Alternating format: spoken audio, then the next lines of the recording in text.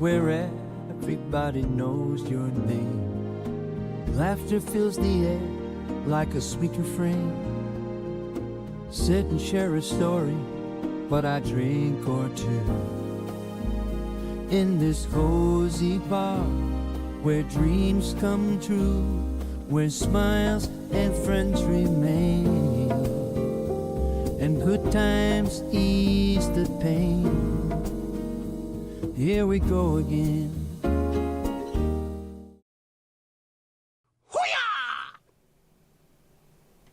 Hello, hello, can you see me, can you hear me, can you let me know? Adam, how you doing, bud? It did indeed used to be me. In fact, it still is used to was me. Never seen the beginning before. There's loads of stuff people have missed on this. You've got to be right at the beginning or right at the end or all the way through, otherwise you'll miss all kinds. Mandy, how are you doing?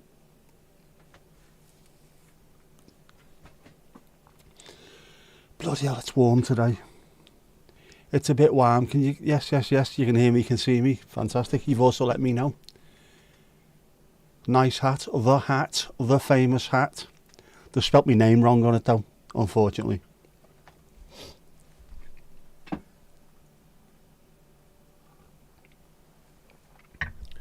Trying to convince yourself to pull a button on a new PC. I know what you mean. I did.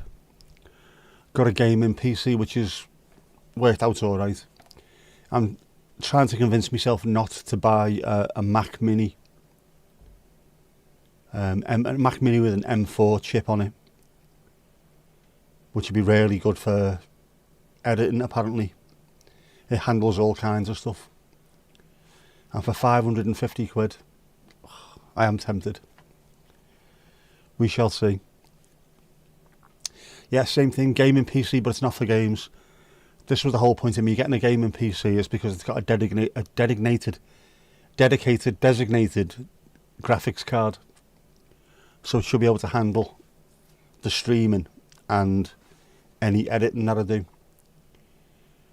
But just the little Mac Mini and a monitor. I'm sure I've got a spare monitor somewhere. I could set that up somewhere else and use that. You miss the beginning all the time, but that's ads. There's something within the settings that I'm using, even though I've switched off ads. There's something in the settings that's dragging them forward. I have no idea what it is. It's got an RTX 3060 Ti. Very nice. I would do, you know. I would definitely get one. Speeds things up. 10th Gen i7. Alright, 450 quid seems very, very reasonable. I would be very tempted to get that. Who am I kidding? I wouldn't be tempted. I'd have bought that by now, to be honest with you.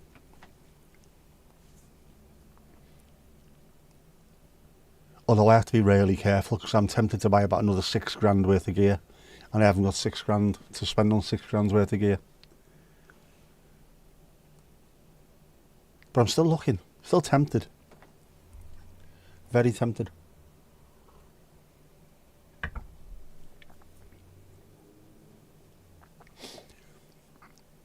Yeah, I'll look into that, man. I've said I'll keep looking into it, didn't I? I'll keep on saying I'll look into it, but I just haven't managed to find out why that is. You've already got a MacBook Pro, which is your main machine. Ah, well, fantastic. You want to run AI models and you need a proper GPU. Yeah, to run those properly, you need a hell of a lot of power, don't you? Decided on an exerciser yet? No, because every single review is bullshit. In case you missed that, bullshit. Load of absolute bollocks. You get one person saying, this is the great, like the under the desk cycle things. This is the greatest thing I've ever bought in my life. This is the greatest cycle on earth. Next person, shit, fell apart. As soon as you put your first bit of pressure on it, it shoots across the room. I have stapled this to my carpet, it still comes up. For fuck's sake. So for the time being, I'm not buying anything. As soon as I've got some kind of energy, which I haven't at the moment, I'm going to go out and go for a walk. See how I get on with that. A walk where I push myself. But not stupidly. I am not going to walk 4 miles away from my car. 1, because I can't. 2, because not a chance. I'll do a starburst pattern. I'll do a daisy pattern. I'll walk away from the car so I can still see it, and I'll walk back to it.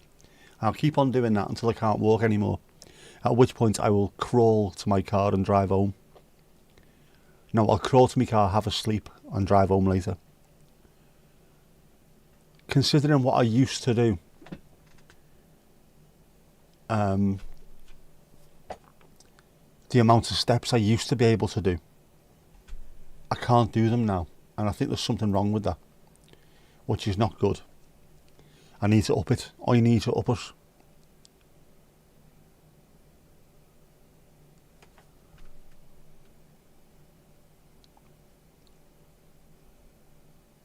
Hang on, what's happened here? Where's all my stuff gone? You were going to watch a film, but everything's shit. Then you thought about a sci-fi series, but you've either seen them or they're shit. Maybe you're the one that's shit. Now, all the series are shit.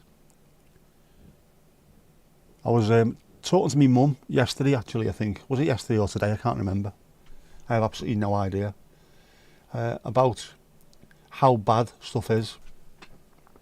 People love all these TV shows and films that are full of explosions and special effects. And I'm sitting there watching thinking, there is absolutely no plot to this. There's nothing of any value whatsoever. It's just hundreds of millions of dollars worth of explosions going on in car chases. There is more to life than this. Which is why I keep watching Talking Pictures TV.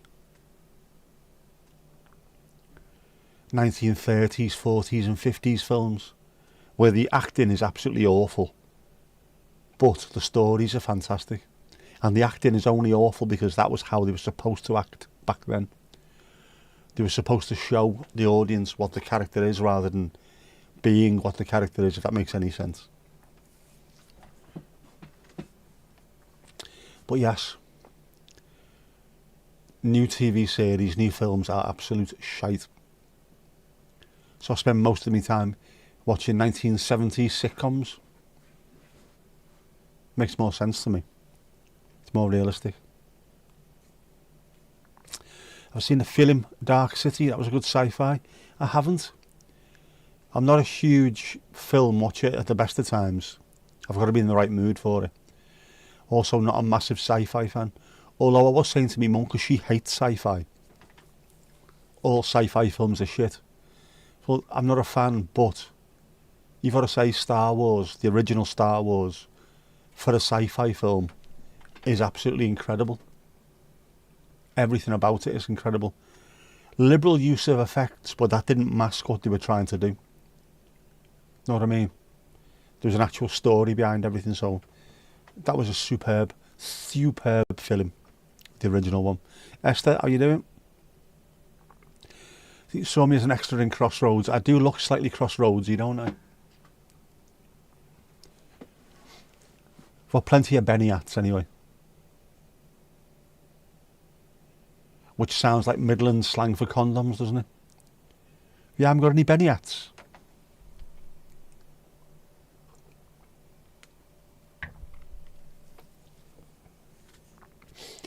The film or the TV series of which Dark City are we talking about?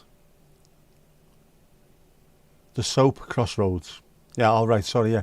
Not the Ralph Macchio pretends to play guitar film. The soap. Alright, Miss Diane. Yeah. Crossroads, the film, is fantastic. In which Ry Cooder plays all the slide parts. Steve Vai plays all the diddly diddly do. Paganini on guitar parts. And then Steve Vai plays against Steve Vai when he beats him. When he does Eugene's trick bag. Know what I mean? So he's playing against himself. Steve Vai is playing with himself.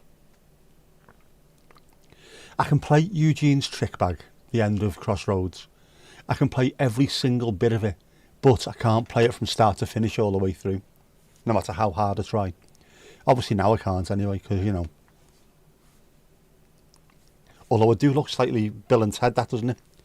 Excellent! But yeah, I could play all of it. Just not all in one sitting. Pain in the arse. You love the colour of the great hat. How about the t-shirt as well? 1974, KNVB. One-armed Scottish chef. Was the one-armed Scottish chef in that, or are we thinking about? Am I thinking about the one-armed Irish chef in? Was he Cuckoo Waltz or Robin's Nest? I can't remember. The best thing about being a woman is the best thing about being Crossroads. The greatest thing that ever happened because of Crossroads was Acorns Antiques, Victoria Wood, which was sublimely done, absolutely superb. Featuring the future Mrs. Begg, Celia Imrie. If you don't know Mrs. Begg, she was the home help in Still Game.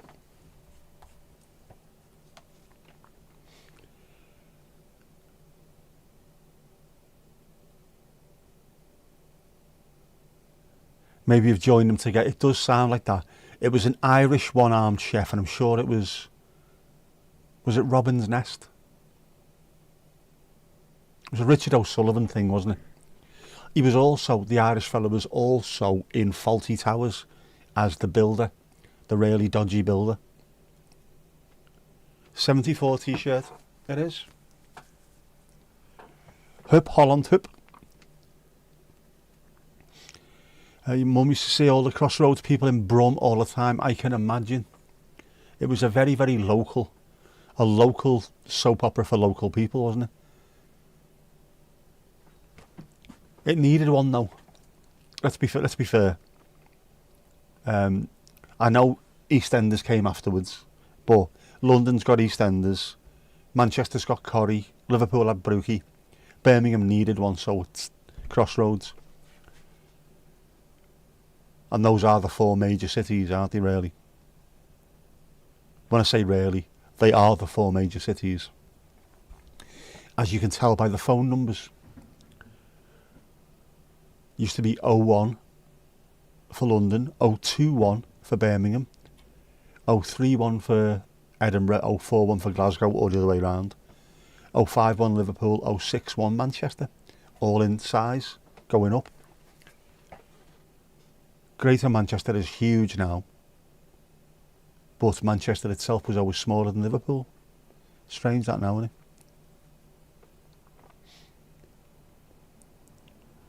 Interesting. I loved Peaky Blinders because all your family from the same area in Brum, and also gypsies, and she knew all the places.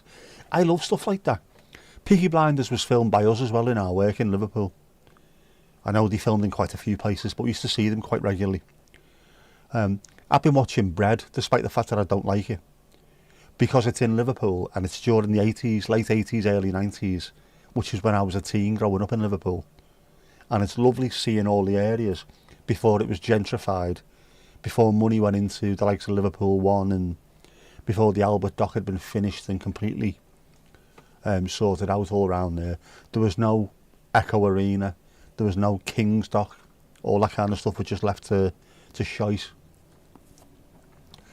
But yeah, that's the reason why I like watching that as well. Exactly the same thing. It doesn't matter what's happening on the screen really, but when they're out and about, I remember I used to go in that shop. Love us. What was the slot machine called again? A one-armed bandit, not a one-armed devil, a one-armed bandit. So called because it used to take your money off you. The one-armed bandit. Be right back, Adam, no worries, mate. I need to find that out now, don't I? Was it? I'm sure it was Robin's Nest. One-armed. The One-Armed Chef is a programme. No, that's a 2022.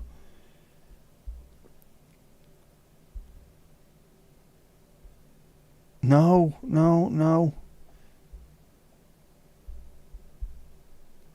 70s. Fuck off, no. Robin's Nest, there you go, definitely Robin's Nest. January 77 to March 81. Richard O'Sullivan. He was the Robin Tripp from Man About the House. David Kelly, that was him, the Irish actor. He was Mr. O'Reilly in Fawlty Towers. Albert Riddle, that was him, Albert Riddle in Robin's Nest. Oh yeah, it was also Grandpa Joe in Charlie and the Chocolate Factory. 2005.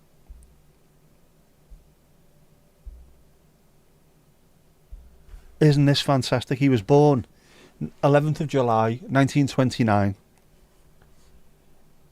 in Dublin, Ireland. That's your very own Ireland. He died on the 12th of February 2012, aged 82, in Goatstown, Dublin, Ireland. Goatstown. He was the GOAT. What a fantastic actor he was. Superb.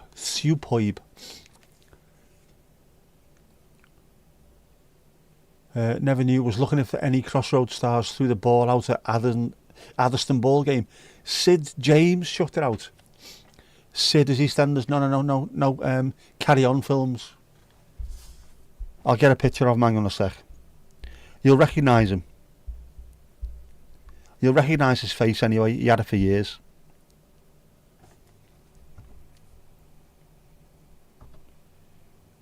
Him. With the cackly laugh.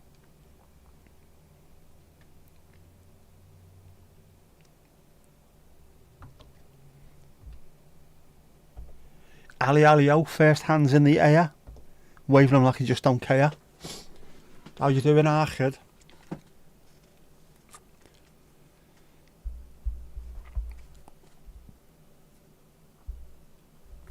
Oh, we're up to amber, by the way, on the Aurora.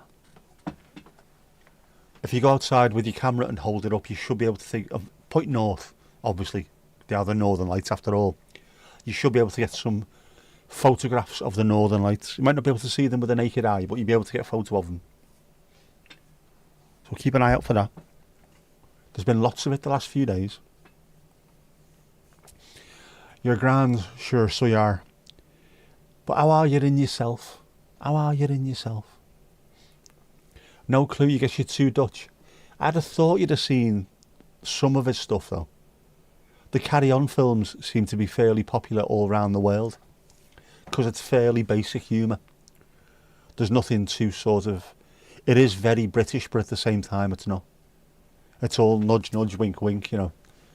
Suggestive. That seems to work quite well all around the world. The one that surprised me was Fawlty Towers being sold to Spain, in which Manuel is not actually Spanish. He's from Italy. They changed it because the Spanish hate the Italians, apparently. Know what I mean? Yes, the man in the car this morning. Ridiculous. I can understand. Luckily, that road that I was turning onto is the same road that the George was on, and I lived there for 12 years, so I was used to coming down there on a ridiculously regular occasion. So I know that when you get there, even if the light is on green saying turn right, you always slow down and take your time, because there's dickheads in cars on the other side. But that, even as he went past, I looked up and I thought, has that green just gone off as I was trying to turn? No, the green was still up.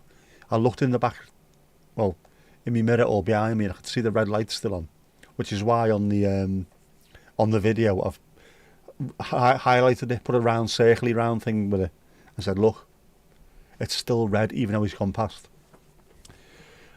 I thought maybe as I was getting towards there, it was an automatic car. When you take your foot off the brake on an automatic, it creeps. Or maybe that's what it is, but no. Foot down and went. Someone who must have been late for either work or for school, but I was an absolute dickbag.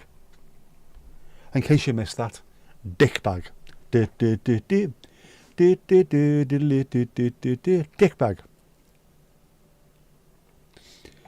You only know Carry On because of Barbara Windsor. Yes. Well, Sid James was always after Barbara Windsor. In real life, he was also knocking a slice off her, you know what I mean? But, oh, look at the tunes as well, man. Half Man, Half Biscuit, Ordinary to Enschede. How's about that then? Probably best not do that. Shock and Tear. It's still the old one, unfortunately.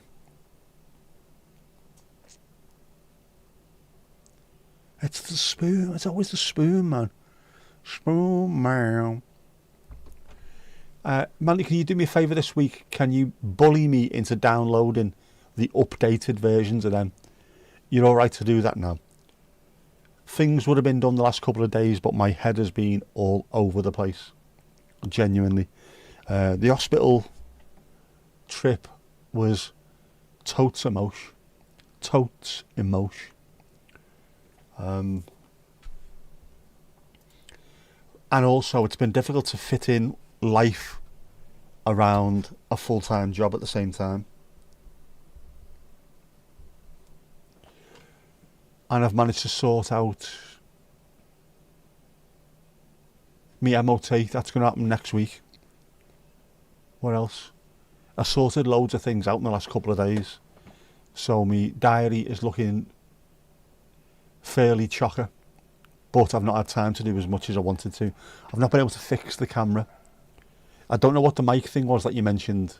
I did obviously mention something, haven't I, about mics, but it'll come back to me. If it's important, it'll come back, won't it? What else? Thomas is not lurking on Twitch at the moment. He might be lurking. Actually, he might be lurking on Twitch. To lurk, you don't mention that you're there, do you? So he could be lurking. Could be double lurking. Could be lurking from YouTube on Twitch, but lurking on Twitch.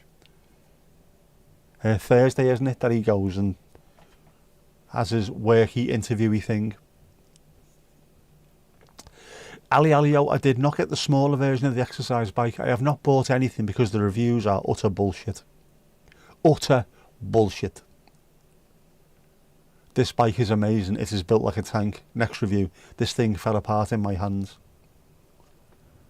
Can we not go back to people telling the truth? Or I used it and I wasn't happy with it, but that might just be me. It's worth having a go. If you don't like it, send it back. Not, this is the greatest thing ever. Just, you know what, it was alright. I liked it. It was sound. I try and give decent reviews wherever possible. I also try and make them quite funny if possible. That way, if someone's reading it and thinks it's funny, it'll stick in the mind, and also the product might stick in the mind as a result. Oh, that was it. That was that stupid melty face bastard who made a joke about it. That was what I was looking at. That kind of thing, you know what I mean? Put it on list. Thank you, Mandy, thank you. Can't complain. Can you have a Kipper's Red? We'll have a look.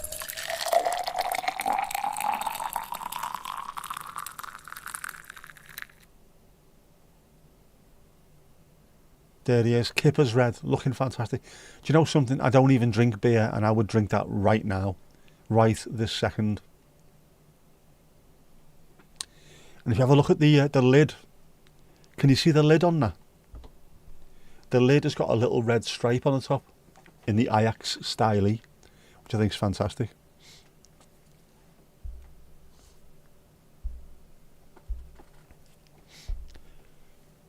Halfway through book 8. Go ahead. Smashing it there, Mandy girl. Ali Alio, you sent pictures of the sunset. I will throw you on the screen, if you know what I mean. Look at that. How lovely is that? There's real depth to that as well. You can tell that part of the sky is miles away. I like that.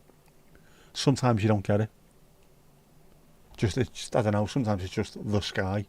When it shows actual depth, because them clouds are a bit away, you can see. And the tree. Getting far too photography-y, aren't I? And the next one looks like a rocket launch. Look at this, man. Have a look at that. That looks like Cape Kennedy or Cape Canaveral or whatever it is this week. What a fantastic pick. I like it. I like it a lot.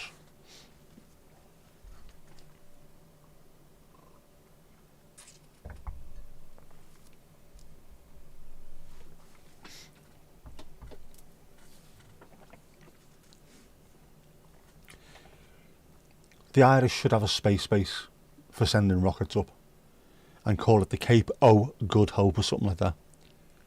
Be fantastic, that, wouldn't it? It's listed as put shite on thingy. You need to remember what that is because I've forgotten already now. The detail is fantastic. It is. The devil is in the detail. I am a fan of the detail. If you can put silly little things and lots of them into what you're doing, I don't know, it's a bit like a Bruegel photograph, not photograph, a painting, fucking photograph, Bruegel. You know, you see one of those pictures where every time you look at it, something else pops up. I've looked at it 100 times, I never noticed him before. I love stuff like that. There's TV shows like that. The Mighty Boosh is a bit like that. Watch it hundreds of times, go back and watch it again and think, I completely missed that particular little bit of it. Love it. More detail, the better. You like the pull and the sound too. Good for business, it is. See the spiral vortex thingy around the moon. When was that? Was that the thing with the thing? They couldn't work out what it was. It was seen all over the UK. People thought it might have been a plane that had dumped fuel. Someone else thought it was aliens. Probably. Might also have been the Quagars, double A. Sunset looks stunning. It does look like a painting. And if you mess around with the picture, you can make it look more and more like a painting. Just by upping the saturation slightly. There's loads of stuff you can do. It's absolutely fantastic. Because sometimes what you see with your eye is not what comes out on your phone. And you can mess around with the settings to make it look more like what you're actually seeing. So it's not even cheating. It's great. Let's have a look. You sent me a pic of what might be handy. This is the problem. This is what I've been looking for. Unfortunately, someone will say it's the greatest thing in history. Someone will say it fell apart within 20 seconds. Someone will say it won't stay on the carpet, it'll just disappear. Other people will say it makes a squeaky noise. The odometer thing, the digital display doesn't work. The straps on the pedals snapped. Someone will say it's the most solid thing they've ever used. They've handed it to relatives who've got no legs and they've managed to work it. You know what I mean? It's just, the reviews are shit. Too many of them. I hate it. Just be honest about the reviews. Get rid of the box glazing. Get rid of the stuff that's not supposed to be there. Have legitimate reviews. Because you've got, normally on Amazon, you've got verified purchase. So you're supposed to look at that and think, these have actually bought one. And then you read the review and you think, these haven't got a clue what this is. They haven't even seen a picture of this, let alone used it. Absolute bullshit. Took ages. These things do. They look really straightforward. Actually, they don't look straightforward at all. They look fairly involved because they are fairly involved. But even the straightforward stuff that looks straightforward, it takes ages to do. Know what I mean? So anything you see on here, genuinely, even the most simplistic things like the now serving in that corner, that took, to do all of them must have took about 4 or 5 days. Stupid, but there you go. But yes, your hard labour has been appreciated, Mandy. It genuinely has. Especially from my side of things as well, because it means I can concentrate on doing other things to do with the stream, like fixing the camera, sorting the mic out, all stuff I haven't bothered to do because I'm a feckin' idiot. It was a SpaceX launch. Is this one that never exploded? Very few. If it's squeezed, WD-40. If it squeaks, WD-40. If it's, I thought it was like, if you build it, they will come. If it squeaks, WD-40. SpaceX fuel dump from the last launch. So whoever it was right when they said it was a fuel dump, at least, Louise. How are you doing, Lulu Bellatini? How's things 38,000 feet up? What did it look like 38,000 feet up? Could you touch it? Could you do that and grab it? Could you grab the fuel? Could you put it in a bucket? Could you feed it to your yak? Yes, Mandy sent me 2 pages worth of under-desk exercisey thingies, ranging from the same cycle-y thing, stepper, just stepper one, so it looks like you're stepping upstairs. Have I missed something? No, I haven't. Come on. It's just trying to find the right ones, because I should just not bother reading reviews, buy one, and then if it's shit, it's shit. But instead I'm reading reviews and I'm looking at it thinking, oh no, I don't know what to do, I don't know what to do. Under-desk exercising does sound very hush-hush. It also sounds like the kind of thing that you can get kicked out of libraries for. I found him under-desk exercising, Your Honour. Looked nice from above. I bet you it did, I bet you it did. Did you wave at the astronauts going past? Or rather, in your case. It's a long way up.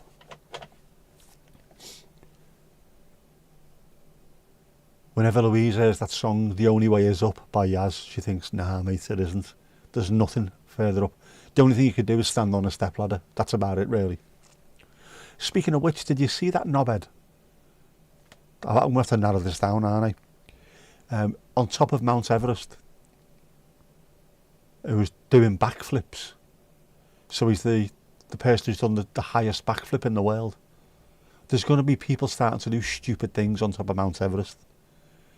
The highest pogo stick in the world. You know what I mean? Things like that.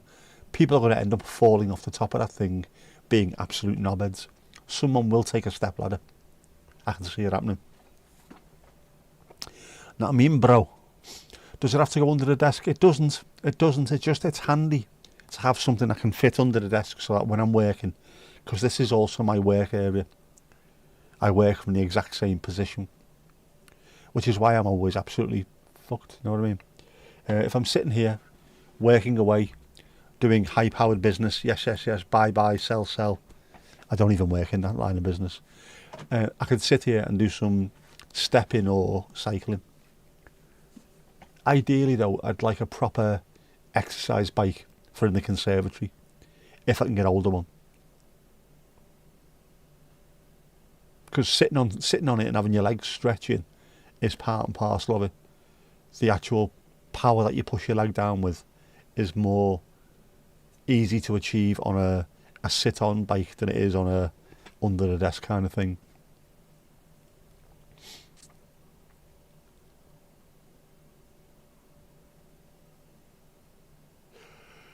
If you have a normal bike, have the back wheel raised, then you can cycle but stay in one place. You can actually get like a little rolling road with resistance on it, where you put your own bike on it. You take the front wheel off, you put the forks go into something and then screw onto it. And the back wheel stays on where it is. You can buy them. I haven't got a bike though. I did have one and it got stolen out the back. Because, you know, Merseyside obviously.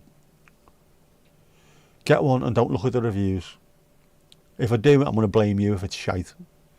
I could pedal while I work. I could. Yeah, under the counter selling. There's plenty of that going on as well. You should be able to see that a mile off in the pub. All these people, I thought you couldn't spot them doing that. See them a mile off. Now you've got to haunt me to buy it. You give up. Me, the Wolf of Wall Street. I'm not a wolf. I'm not nothing like that. You'll have a problem getting one from my height. We've had them in the past. They're okay. Difficult at times, but yeah.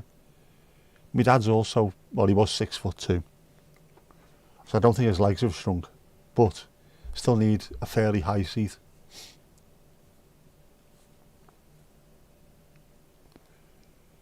You've got a mini trampoline, easy on the knees, and you don't have to bounce. You go from one foot to the other like you're on the moon.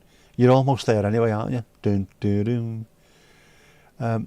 Mini trampoline, I did actually think of that. What I was worried about is falling off and breaking my neck in a million pieces. The other thing I possibly could get, I could re-get, is those little foam boards. The ones that you kneel on when you're doing gardening. Know what I mean? I bought one again from Amazon, and when it turned up, it was like a fucking brick. They're supposed to be giving them, so that when you stand on them, because the physios use them, your legs start wobbling slightly, so you make micro adjustments, which is really good for your strength. It's good for your balance and good for your strength. What are they called? Foam balance pad. Foam balance pad. Right, here we go.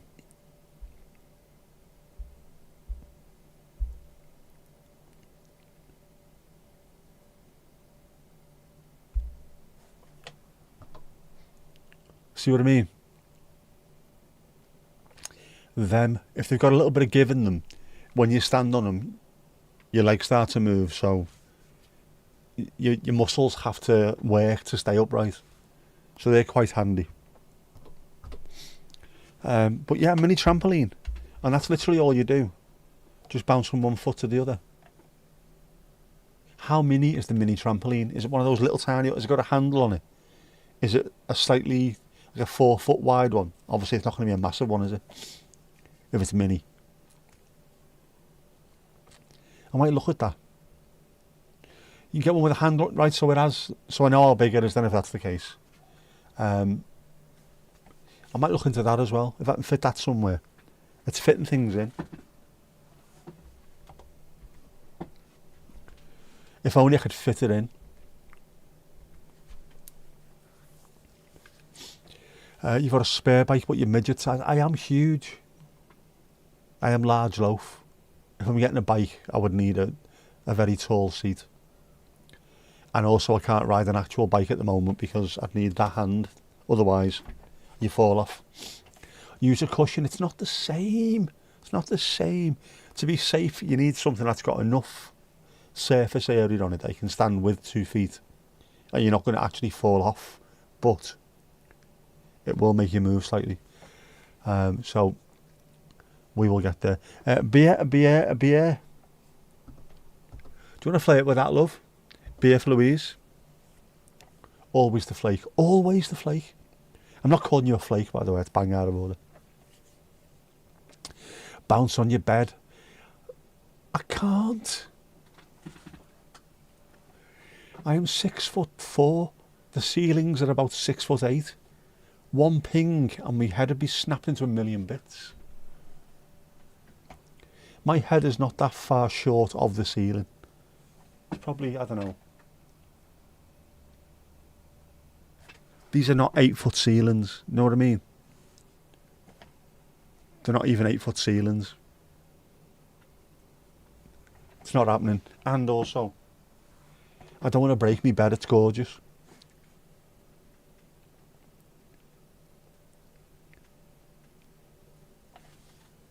Just jump on the sofa and put Cypress Hill on. That's the same thing, man. New lamp on the press behind me. That's been there for a couple of streams, that now. It's to make it look a bit more homely. A bit less loads of light, a bit less bright.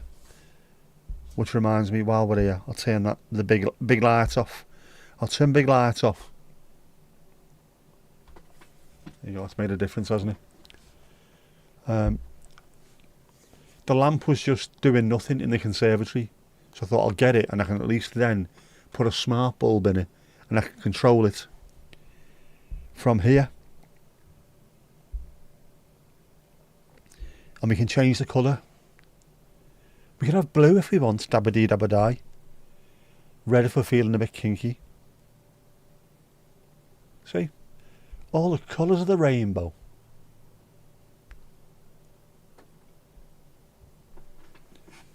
But I quite like the fact that it gives it a sort of a fireside glow kind of look.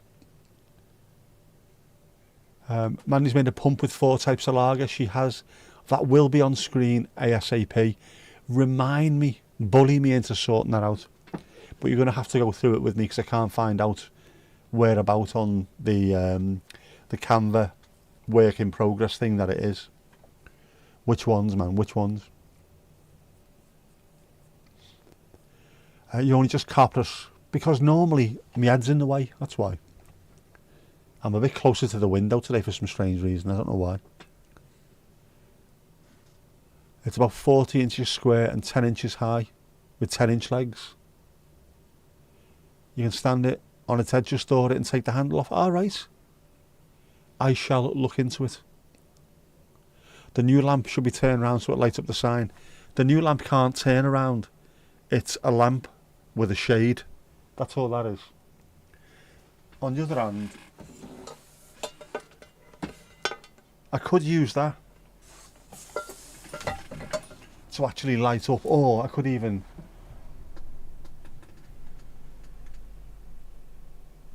just use one of them to light up the sign.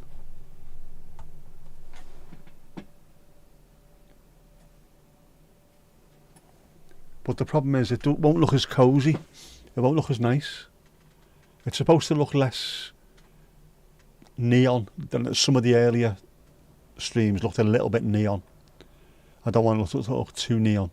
And also, when that's lit up, we already have problems with that trying to find other people. See, it's just going a bit blurry then.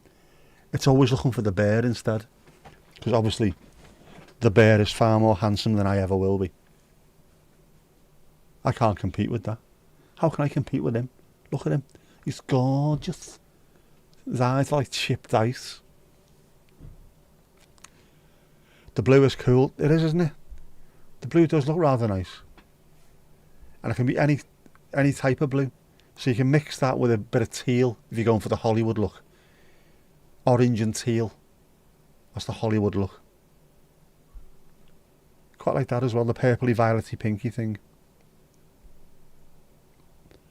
My little bedside light I have as red. So the place looks like some kind of, sorry Esther, looks like some kind of Amsterdam brothel. But it means if you get up during the night to go for a Damien Hirst, you're not getting blinded by it and you don't have to start doing that, banging into things. You can see where you're going, but it doesn't flash in your eyes too much. So yeah, that's why that is. That's why my bedroom looks like a hose bedroom. Honest. It's going cold out there now. It's not going to be freezing cold in the morning, is it? Oh, it doesn't matter. I've got to lie in the morning. Brucey bonus. If the lamp moved over slightly to the left, you could see the sign. I forgot to put the Christmas tree up as well, haven't I? The lighty up tree. Bollocks. Give me a sec. And we'll move him to the left.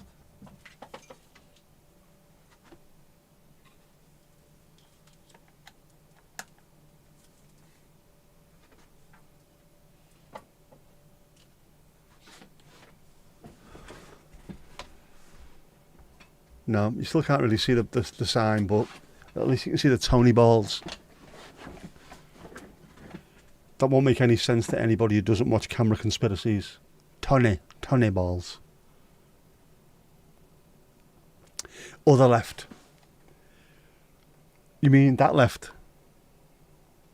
If it went any further to that side, it would end up going off because it can't reach any further than where I had it. That's why these things are where they are. This is a working office and it's also a YouTube studio. The amount of electric I've got plugged into this area is ridiculous. I can't fit too much in. There's one socket, no there isn't. There's 2 sockets there that do all of this. And I've got a socket down there for the big light for this thing. Otherwise I can't fit anything else in. It's mad.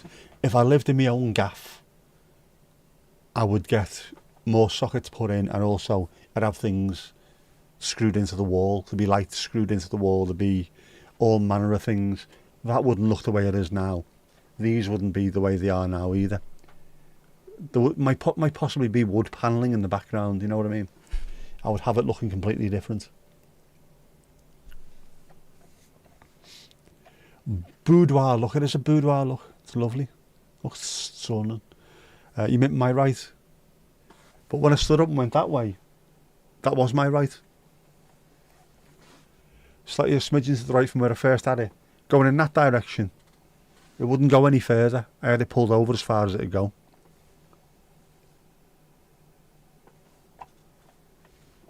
I've tried these things.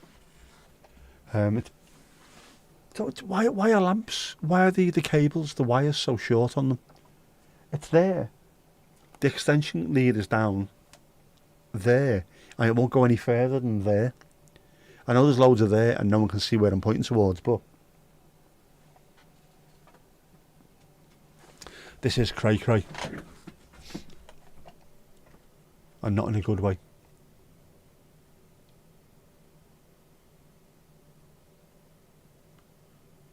But I've tried to calm down on the lights, because I looked back at some of the earlier ones and it just looks like completely neon. The entire back of the shot is just lit up. 202 million on Friday for the Euro Billions, yes. I will be on it like Wallace and Gromit.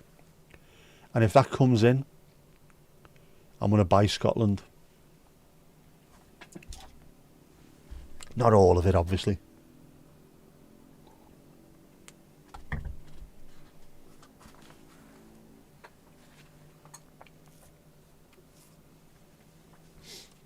£202 million would be rather nice. Piggly ding, next. Piggly ding, next. Presents all around if that's the case. Anyone else want to go behind the bar? Throw your hands in the air. And wave them like you just don't care. No thermos? No, I was rushing. I was working till 7:30. I had to run up very, very quickly and have a shower. And I made a cup of tea before I went up, and then finished it when I come down. I left it brewing while I was soaping myself in a most filthy of manner. So no time for thermos. No time for any of that. This last few days I have got no energy whatsoever. Oh, Esther, no worries, no worries. You can go behind the bar. I haven't missed, have I? No. Here you go, wait for your piggly ding.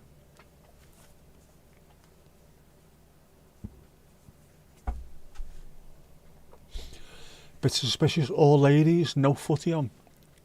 It's ladies' night and the feeling's right. Oh, what a night. We've had a few ladies' nights, haven't we?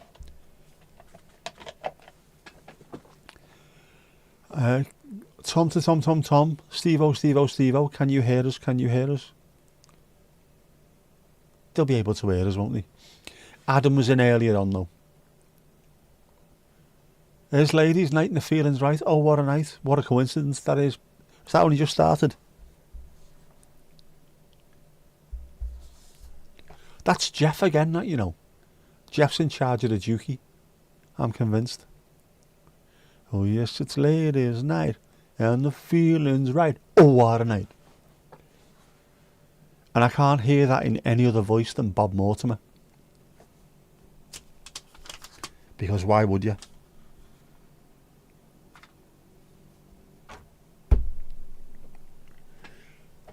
I have got stuff that I need to throw in the shredder after we finish. People's actual information. Can't have that lying around, can we? Shredded into bits. Then the shredded paper goes into a Mackey's brown paper bag. Then that goes onto the chimney and gets burned. Very, very belt and braces, but nobody's nicking stuff from here. Nobody. Nobody, I tells you. No Casper. No, I spoke to him earlier. He sent me a message earlier. In fact, I'll see if I can find it for you now. Seeing as though we're talking about sunshine Out there in the sunshine.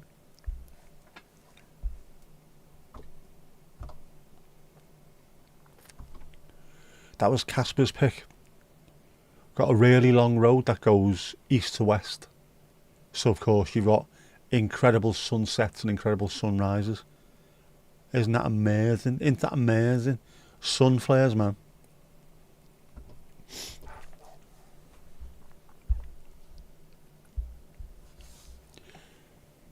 Maybe Tomash, yeah, he could be rehearsing his interview techniques. Just standing there picturing people naked. Isn't that what you do these days? His interview is Thursday, isn't it? Yep, tomorrow. Interview, he's going for a job. Interview for a slightly different role. So, Jean-Gers crossed, he gets it. I don't think it's going to be dramatically different, but it's probably more of what he wants at the moment, so let's hope so. Bonne chance, Marie, as Bob and Paul would say.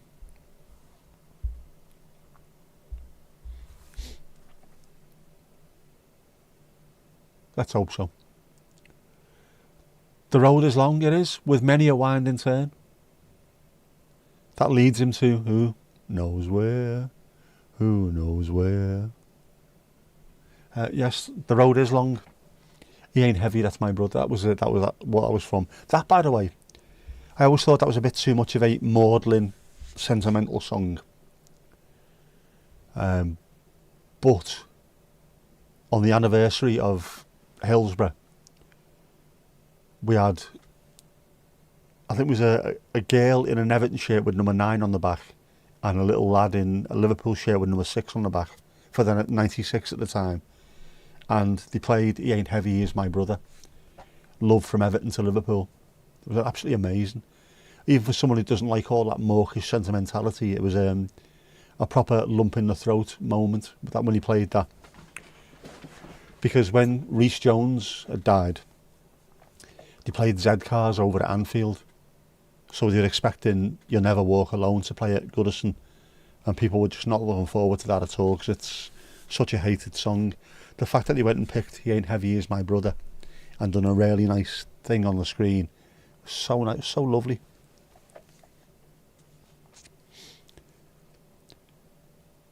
Yeah, hope it all goes well. Jean-Gers crossed. Your brother knows Bibby Elliott, the drummer from the Hollies. He lives at the bottom of your mountain. Lives at the bottom of my mountain. Oh, isn't that lovely? Bobby Elliott. Bibby Elliott. Bibby Elliott sounds like one of those prison ships, doesn't it? Like the Bibby Stockholm.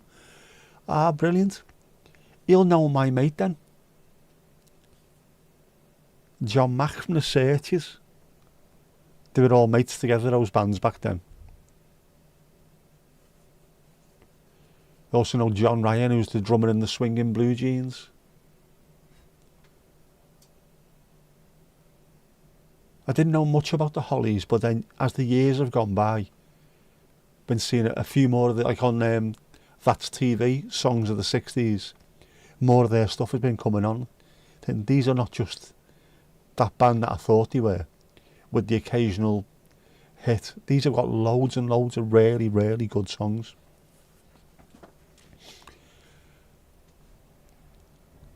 A bucket of tea. You want a bucket of tea, eh? A bucket of tea. A bucket of tea, of course. Tea. Heard a lady's only choir sing Lean On Me. Made it sound like a threat. I used to sing Lean On Me to Lynn in our work. Because she was a pace setter practitioner, which used to be called Lean. So every time I seen her, Lean On Me. Oh, for fuck's sake, not you again. Yeah. Searchers are retiring after Glastonbury this year. They retire every couple of weeks, but this is it. John's in his early 80s now. He had a stroke a few years ago. John played five-a-side footy with us for 30 years. He was still playing footy when he was 77 or 78, I think. So they are playing the acoustic stage at Glastonbury. I will be able to watch and say, there's my mate on stage. Because you're not my mate out the Searchers. He's my mate from five-a-side. Lovely, lovely man, John. Jeffa cakes, of course you can have Jeffa cakes. Of course you can. You want Jaffa cakes? You can have them in a box, or you can have a grab bag. Do you want a grab bag? Have a grab bag. Go on.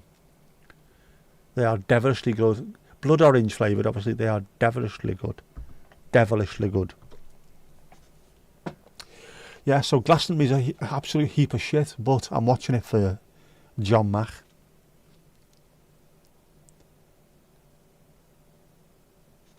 Lovely man. Lovely, lovely man. His wife's lovely as well.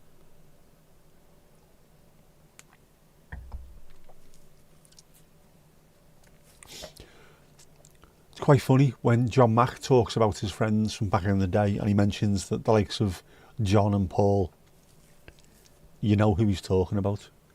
Just does my head in. Oh yeah, we're over in Hamburg with John and Paul. Oh fuck's sake. He's not a name dropper though, so when he tells you the story, it's not to try and show off, it's just, you know, we were there at the same time. Tomasz. Nissi lid hat. It is a lid as well, isn't it? Where do you get your lid from, lad? Lidl. It's a little lid, lad. That Dubai chocolate, it's in super value for €6.50, €6.50. A nice Nissi, Nicky, how do you pronounce it? I haven't got a clue. Sure, you wouldn't spend that in a bar of chocolate, would you? Chocolate is the devil's choice.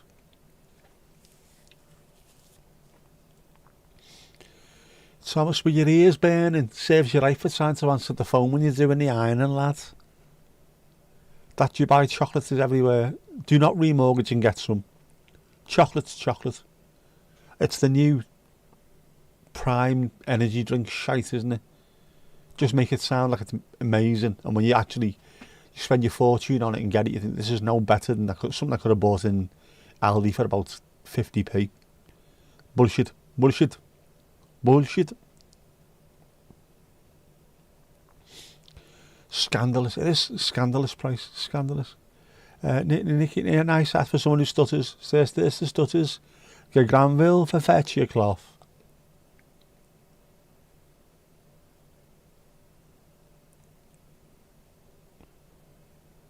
Your ears wasn't burning because of the context of the chat, or you read up and appreciate all the well wishes. Oh, your ear is burning because of whatever mad stress you've got, the viral stress you've got going on. That will soon go away. You will piss the interview tomorrow. Turn up, be yourself, sashay out. Be fabulous. Just be fabulous. George Michael, man. Gotta fight that. Burr, burr. And if all else fails, picture them naked.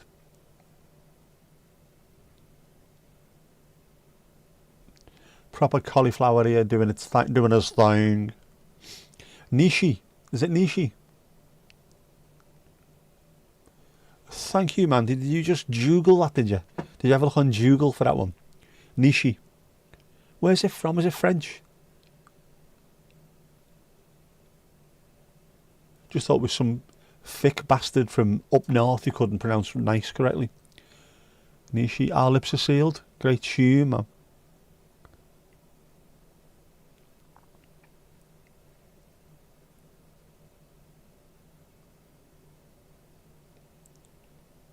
I'm glad you said that because I had no idea. Where are we? Interview is on Teams. You be naked bottom half. There you go. At least you'll know about it.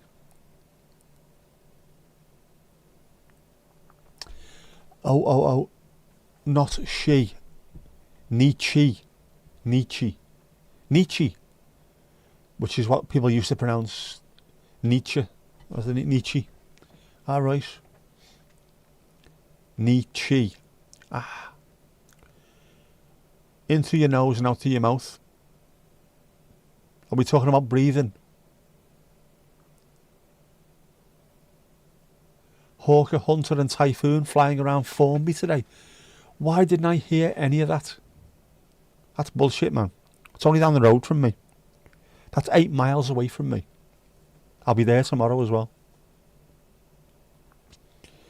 Niche. Oh, I've got a zero tolerance policy for that, by the way. Whenever I'm watching something on YouTube and they mention niche rather than niche, it gets switched off. And hopefully these people that really look into their YouTube analytics, there was a huge drop off at this point. Why is there a drop off? Because you can't pronounce fucking niche correctly. I'll go one further than that as well. I watch a channel where there's lots of YouTube and lots of tech advice on cameras and things. And I've had to stop watching it because there's a fella called Craig who can't pronounce his own fucking name correctly. Bellend. Hi, I'm Craig. No, you're not. It's my name. I don't give a shit if it's your own name. You're not fucking Craigie Craig. Bellend. Anyway, where are we? Puma's on their farewell tour today and tomorrow too. Is this the Argentine rugby team or what? How's Mrs. Tom? Can you hear me, Mrs. Tom? She's in bath out of a trip to London with her mum tomorrow. That there, London. Party at yours this weekend. Have it large. Huache? Why not?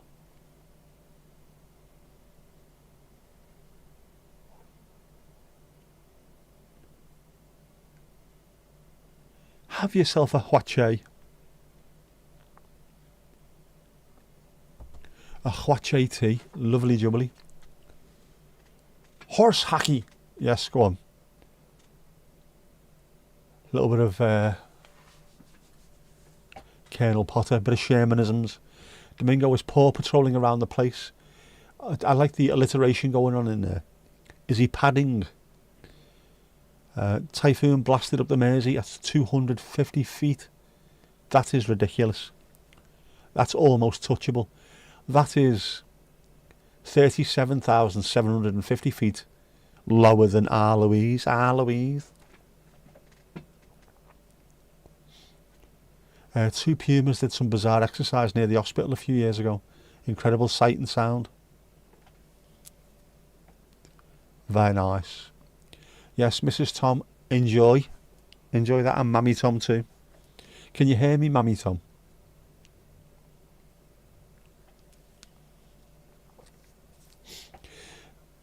Mammy Mrs. Tom rather, has got an exam and then they go into Harry Potter Land World. Fantastic. Saucer of cat milk for Domingo, and what's your poison, Tomash? Oh, hang on. Louise. It's going up, it's going up, it's going up, it's going up, it's going up, it's there. It's there. You got a great view of the Vulcan final flight. That is one of the most impressive planes I've ever seen in my life. Actually, not just seen, it's one of the most impressive planes I've heard in my life. When they say it howls, yeah, of course it howls. No, actually it does. It fucking howls, man. What an incredible plane. Beautiful, man. Beautiful. Bloody beautiful.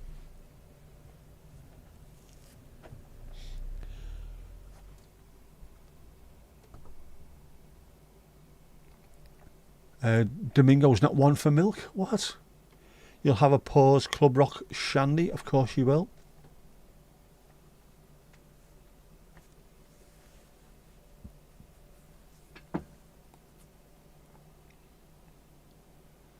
There you go. The pub rock shandy from the Bear's Paws is the best in the world. That is an actual fact, Jack. You regret not seeing the Vulcan over the Mersey on its farewell tour. It did come over Southport, which was very nice. It howled over Southport, which is great because I've done that plenty of times myself. What is the fluff in the glass? The fluff in the glass, I think, would be ice, wouldn't it? Not cubes of ice. Shaved ice, chipped ice, snow. There you go, snow. You know what I mean? If you grate ice, that's what comes out. So you can sort of do yourself a pause pub rock slushy kind of thing. Shandy slushy.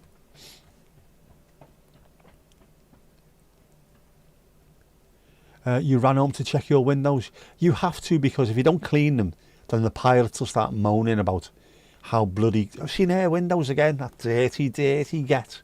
Never cleans the windows. That's why you have to do yours, because you're about the same level as them, aren't you? You are at cruising level for a Vulcan.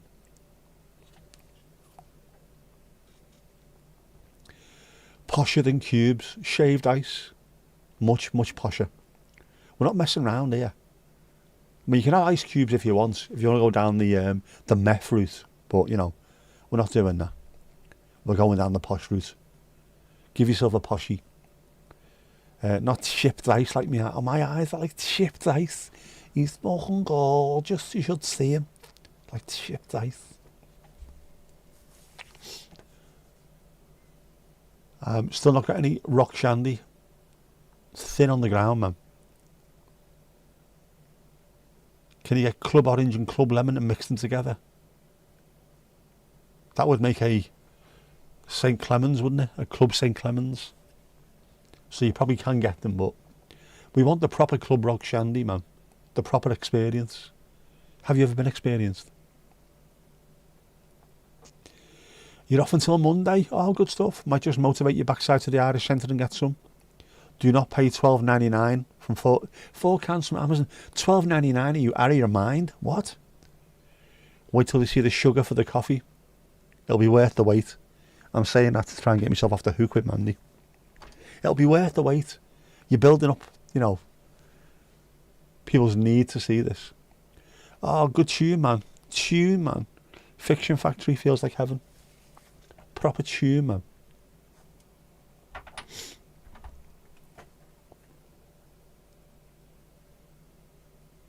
You like a coffee as well? Takes hint. Actually, it's not loaded, unfortunately. The coffee isn't loaded. The coffee. Oh my god, it's not loaded. The coffee's not loaded.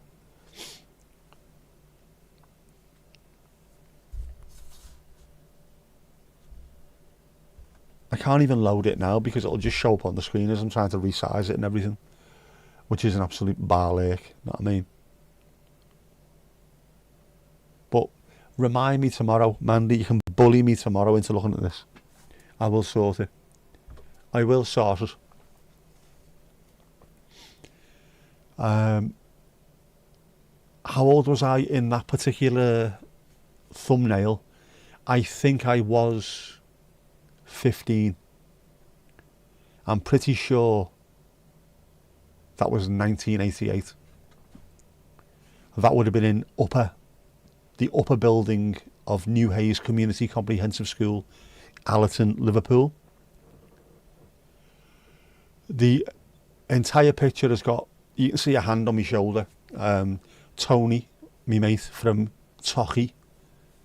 Tunner, who unfortunately lost his life at the age of about 25 or 26, I think it was, which was horrific. Such a lovely lad.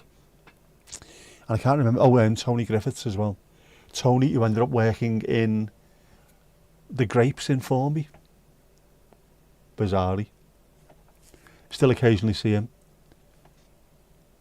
Ask a while in again, yes. We will get the coffee. Oh my god, grab a coffee, we'll have a talk. It's a win-win ordering coffee. I either say coffee in a Brooklyn style, or you get the Dutch brand of Douwe Egberts. You will get a graphic soon. Yes, you will. That accent, that is one of the only things that is guaranteed to make my daughter smile. First thing in the morning when she's tired, pissed off and annoyed and fucking hate work. If we see a dog on the way down, I'll just nudge her slightly and shout, "Oh my god, have you seen the sausage dog?" And straight away, she waits for, "Is his name Myron?" and joins in. He looks like a Myron, a big smile on her face. So, I'm delighted with that.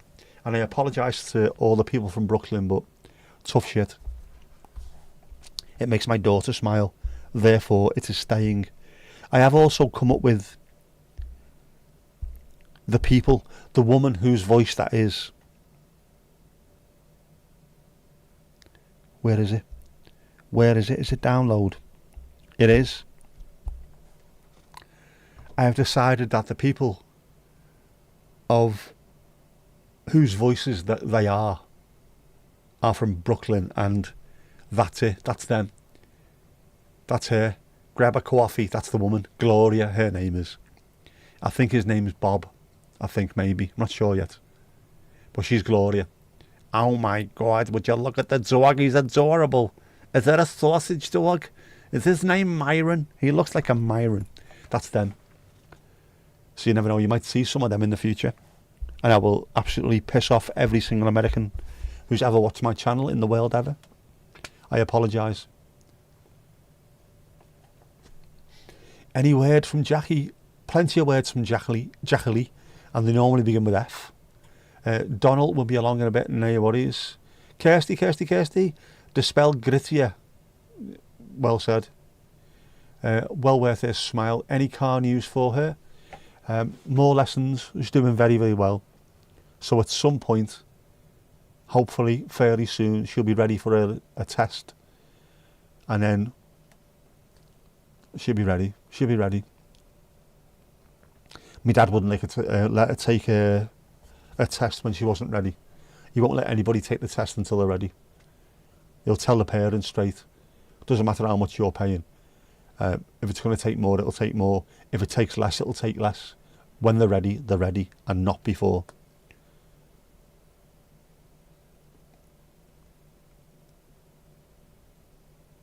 Yes, that was Kirsty Slardy writing by Workforce Variation, out on 4AD next week on a 4AD 3D CD. Bobby, yes, well, here's a Bobby, a complete another Bobby. Yeah, Esther Bobby from Still Game does look like Nick Cave. Genuinely does. 2 pints prick. Although Bobby in Still Game was absolutely lovely. He was low-key fantastic for looking after Peter Jakey. Made him a breakfast every morning. Made sure he looked after him. Know what I mean? He looks like a Walter. Ooh. Do you know what? That's not a bad shout. I was thinking maybe it was more to do with how his voice sounded in a Brooklyn accent. Walter. Oh my God, Walter, would you look at the dog? That would work, actually. He has got a Waltery look about him. Oh, what's this space? Gloria and Walter. Walter and Gloria. Would that work? What do we think? We'll put that up for... What do we think? Does he look like a Walter or a Wally? Oh my God, Wally. Wally does work, doesn't it? Wally, would you grab the coffee? I'm petting a sausage dog. He's adorable. Oh, Wally, yeah. Wally does work. That's definitely an option. That's an option. Wally and Gloria. Oh my God. Incoming for later. What is? Incoming Bobby. Have I missed something, Louise? What have you said? What have you done? What have you said? Half Man Half Biscuits have a Nick Cave parody called Mr. Cave's a Window Cleaner Now. I need to listen to more. Far more. Half Man Half Biscuit. Considering we all had tapes in the mid-80s of Half Man Half Biscuit. Someone went and bought records from Probe and recorded them for me and me mates.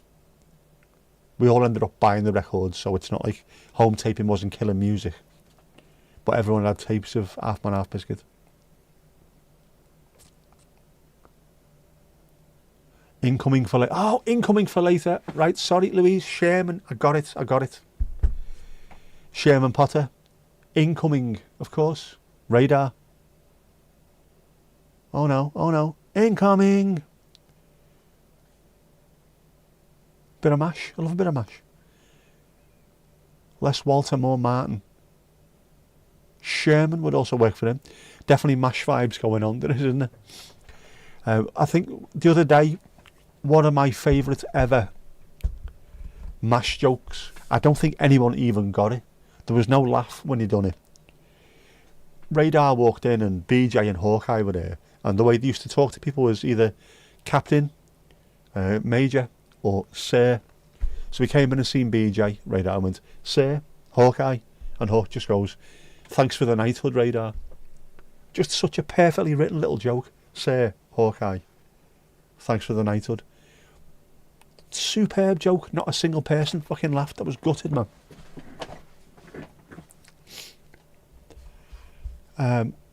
Definitely a Wally. Bernard. Bernard. It would be Bernard, wouldn't it?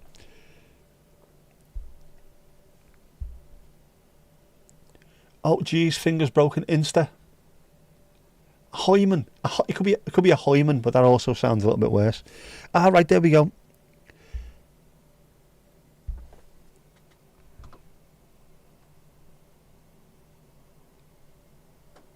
Louise has been sending me absolute filth. Look at that. Look at that. I could buy that. Do you know, it wouldn't be able to fit in the house anywhere, obviously. But we've got a garden. We've got a shed. That could fit in the garden shed.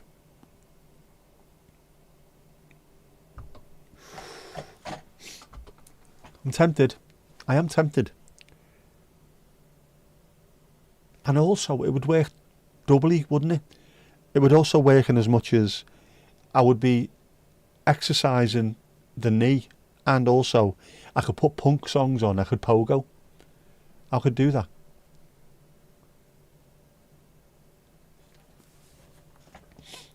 Blame Jeff. You do. Jeff only exists for things to be blamed on to begin with. I mean, obviously he does exist now, but everything that went wrong was Jeff's fault. So if ever you have any kind of problem, FOJ, fuck off, Jeff. Easy. There you go. Just do it. Kirsty, now you're confused. Says the person who does slidey writing. Now you're confused. Your next door neighbours have a dachshund. It's not a dachshund, it's a sausage dog. They don't even call it a sausage dog in America. That's the worst thing about it. Call it a wiener dog, don't they? But it doesn't sound as good as sausage dog. They're Disney obsessed. Ah. The irony is, most dachshunds are black and brown, and Walt doesn't like anything black and brown, does he? Apart from Mickey. He likes black and brown Mickeys, does he? What? Sorted. I will be sorted. I could bounce on that and not need a drone. I could, but I'd have to bounce to the Sex Pistols, or to the Ruts or someone. Bounce, do the head thing, whereas you jump in the air as well. Oi, oi! Come on, come on. Hurry up, Harry, come on. We're going down a pub. Shed roofs aren't that high. They aren't. I could also do the bouncy crimp, couldn't I, from the Mighty Boosh? Bouncy, bouncy, ooh, such a good time. Bouncy, bouncy, shoes all in a line. Bouncy, bouncy, stilettos are a no-no. Bouncy, bouncy, ooh, bouncy, bouncy. Every time I bounce, I feel I touch the sky. Piggly ding. Piggly ding. Jess can sing that as well.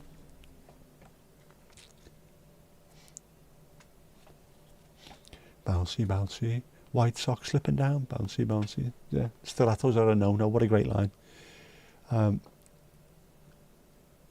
How are you, Kirsty? How are the cats? What's the gossip? What's the gossip? Grab a coffee, we'll have a talk, we'll gossip. You call it a teckle or a crocodile poaches? Tomash.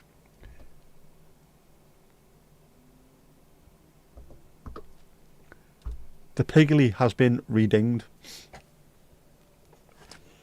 Got a friend who lives in Rotterdam who has one called Sjoers, the sausage dog. Only it's not called a sausage dog in the Netherlands either, obviously. So, but it doesn't matter because it sounds good in a Brooklyn voice. Up to red. We have a red alert. Keep watching the skies tonight, people. Keep watching the skies. The cats are good. Been on a few dates with someone and it's going well. The cats have all you have. Oh, lovely, lovely stuff. Good chance. Oh, fantastic stuff. Dice out. You're not going for the synchro pairs Olympic medal. You can do as much as you want or need, obviously. But I wouldn't be able to stop myself. I hope you know when I break my neck, it is your fault. You try to suggest things for level 50. Level 50 stuff has to be stuff that isn't copyright. That's all we need to do. Remember that.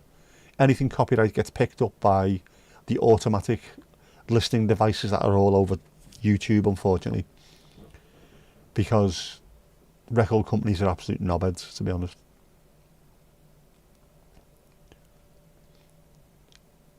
A Dame Edna Everage, all your ideas were rejected. It's copyright, man. And you'll be going to Wales with him in the next couple of months. Oh, great stuff, great stuff. Lovely, lovely stuff, Kirsty. Good luck there, man. We want to see that. We want to see people happy. A beer, another beer for our Louise. Do you want to play it with that, love? That's an actual picture of our Louise, by the way. It's an actual picture. Red alert and a partial eclipse tomorrow, and a drink, a bevy. I'll have a Dame Edna Everage. Go ahead, la. Yes, red alert tonight for the aurora, so you should be able to see lots of activity tonight if you look up at someone's bedroom window. Something to drink. A love potion number 9. That's another song that the Searchers did, wasn't it?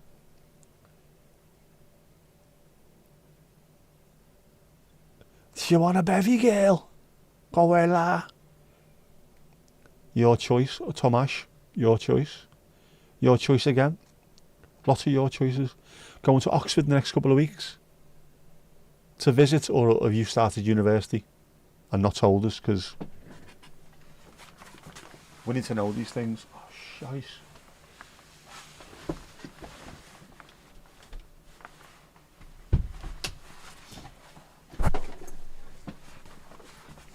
It's getting a little bit Milli Vanilli out there now.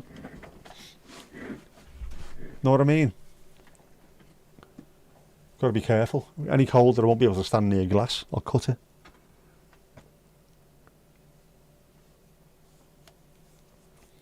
How lovely. Mrs. Tom fondly recalls a trip to North Wales early in your relationship. Your sense of direction wasn't great though. I had to ask her how to get to Bangor. What did she say? A couple of drinks, a bit of dancing, flowers, chocolates. Flowers, Belgian chocolates.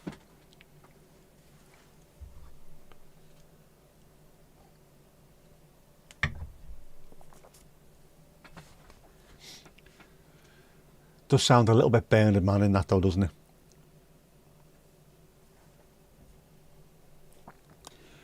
I took my girlfriend to North Wales on a date. Bangor? Well, I tried. This thing on. To visit and go to museums. That's a lovely place to go to then, Oxford, isn't it? We have some fantastic places in the UK and Ireland. Lots of history. Lots of really, really nice places. Do you know what? I've never been to Bangor. There's loads of places in North Wales I've never been to. Despite the fact that I lived there for 4 bloody years, know what I mean? Mind you, I couldn't drive back then, could I? Couldn't even drive. What did I have? I had a toy car. Oh, do you know what? I've just remembered. I had a pedal, like a Jeep, like a Willys Jeep, pedal one, when I was in Middlesbrough. And the fella next door, John Stubbs, who looked like Eddie Shoestring. Remember Trevor Eva Shoestring back in the 70s? He looked just like him. And he decided one day, he went, that's nice, but it could do with a light. What do you mean it could do with a light? He went, bring it here. And MacGyvered the unholy shit out of the thing. He got a light off I think he had Land Rovers, so he had a spare light of a Land Rover. Cut a hole in the front of me little truck. Put that in there. Put a car battery in the back of it. Wired it up so I had a little switch. And there I was on me pedal car-y, trucky, jeepy thing. And I could do that and turn the light on. A full-size fucking floodlight. Brilliant. The front light off a Land Rover. I forgot about that. That was awesome. Absolutely awesome.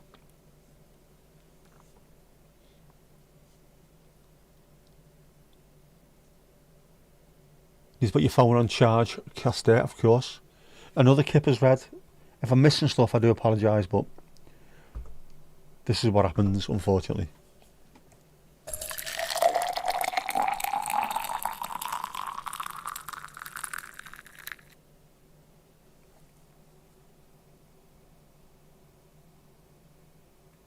Look at the top of the bottle cap. White, red, white. It's the detail, the devil. The Jeff is in the detail. A pub rock shandy for our Ali Ali O. Go on. With the snow in the background to throw in there to cool it down. Cool as you dine. Cool as you dine.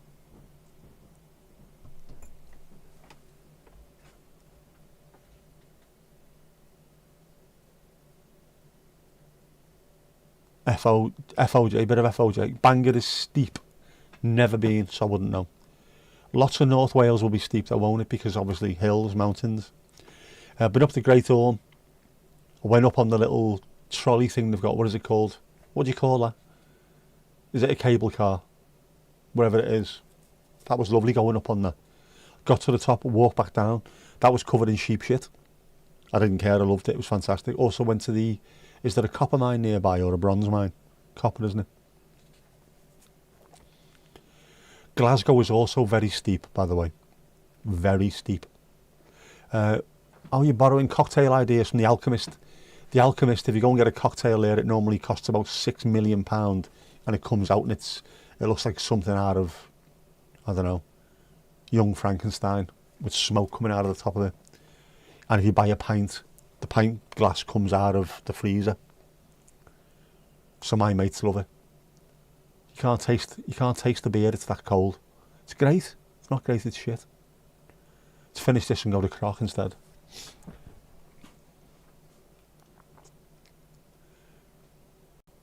Shake, Foreign Criterion, Brodick. Oakford is almost Oxford there. Do you know that, Kirsty? That's Oakford is very nearly Oxford.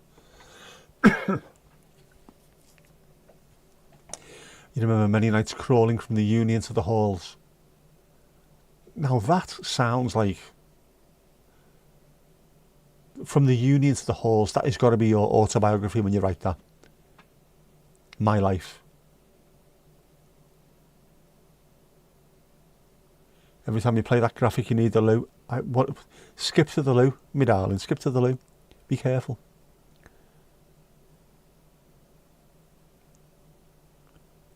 Tips all around.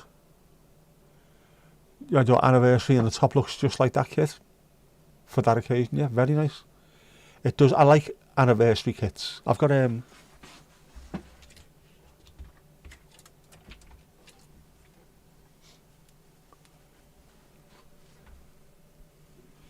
Everton anniversary kit. Wayne Wazza Rooney wore this. Not this actual one, obviously. I've also got the shorts that go with this somewhere.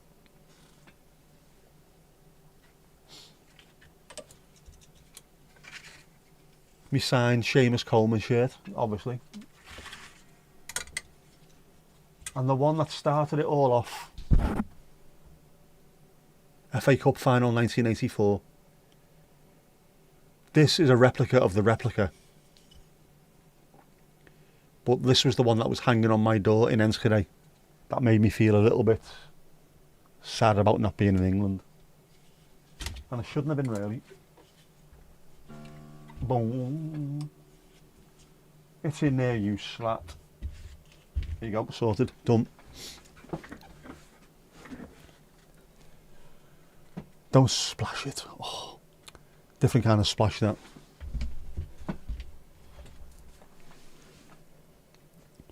Where is Uncle Steve? Uncle Steve will be around about somewhere. Is there any football on tonight? That was the beauty of Aberystwyth. Union atop the hill, digs by the seafront, rolled home. Lovely jubbly. Yep, your beer is good for business, it is.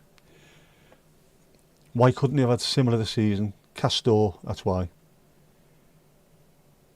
And also Le Coq Sportif. Doesn't exist anymore, does it? How bad's that? Our best ever kits have all been made by Le Coq Sportif. End of story. That 84.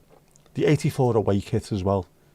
The Andy Gray yellow, blue and blue, or yellow, blue and yellow. Glorious. Glorious. It's great. You didn't have the sponsor on it. Always nice to have one without the sponsor. Polo style, 'cause that's the way it looked. It's a proper centenary anniversary one. That's what they were wearing. We also had the black watch kit, all black with a salmon pink sash. I am a sucker for a sash, I really am. I did not get a bird window feeder yet, not as yet.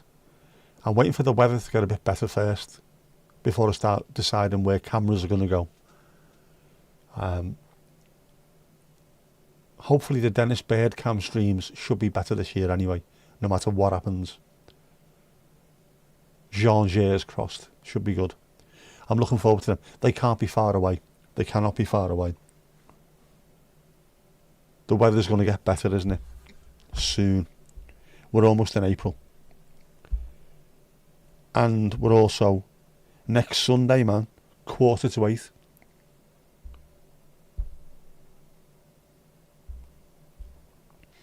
Yeah, the weather's getting warmer.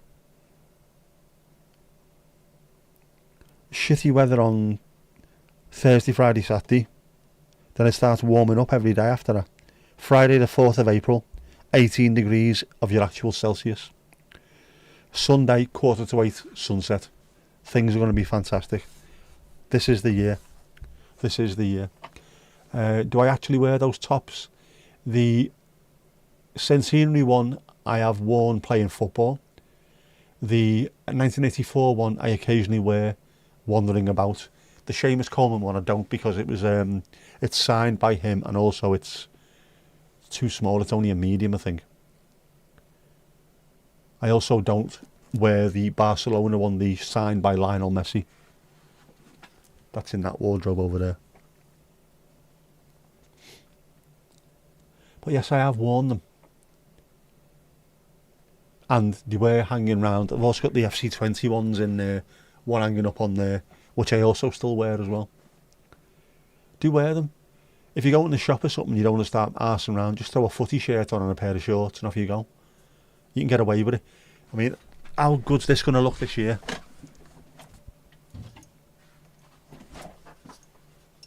How's this going to look as a combo? I'm doing the woman thing that you do in the shops, aren't I? What do you think, though? What do you think? Does it make me bum look big? This is a combo. The FC20 shirt and the hat. The famous hat. Pure energy, lad. Which is something I do not have.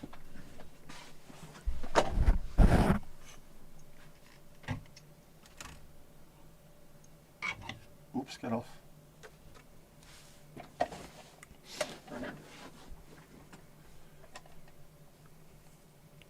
Tune. Which tune was it?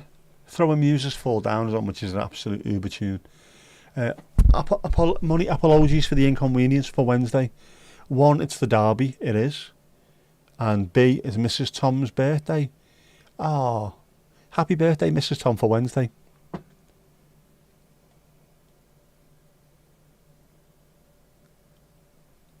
Oh. Advanced happy birthday, Mrs. Tom. Can you hear our happy birthdays, Mrs. Tom?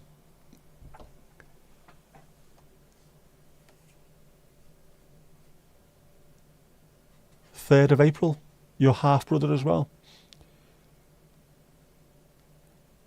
Does that mean, is that a Wednesday?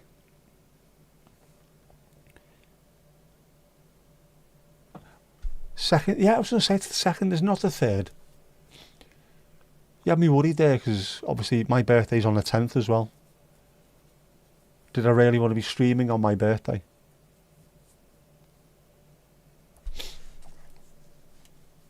Doesn't bother me in the slightest. It's just another day now, isn't it? Oh, you're so boring, you're such a pessimist. I'm fucking not, mate. I've just had too many of them.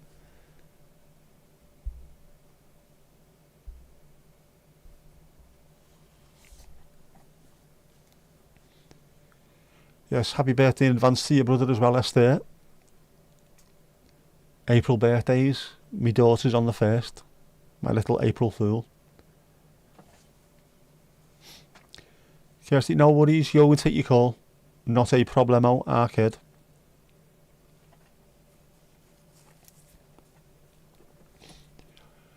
Looking forward to hearing about the booing of the Notts Ford dealership before their transfer to Spain.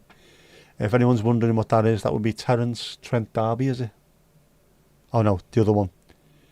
Milli Vanilli. No, Trent Alexander-Arnold. Will they start calling him Alexander-Arnold instead of this Trent bullshit? He's out of order, lad. He's not. He's seeing out his contract. He's honoured his contract. Many players don't even do that these days. It's a step down. It's not a fucking step down. Even the most rabid red must be able to look at that and think, this is a step up. A massive step up. Just obvious, genuine. Yeah, it's gonna kick off, isn't it? It's all gonna kick off. I see Chico's been getting involved. I'm not on Twitter, but I've seen some screenshots earlier on, winding up their entire fan base. Marvellous effort, marvellous, darling, marvellous.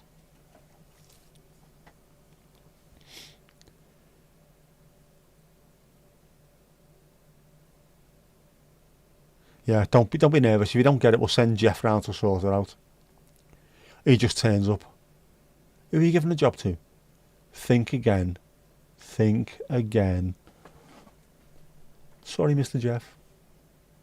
You will be.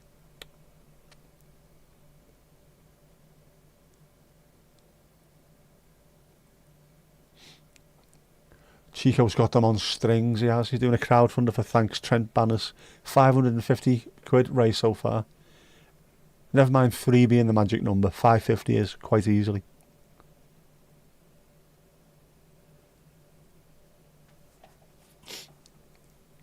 Hickey Birdie to the half, bro. In it though. Know what I mean, bro?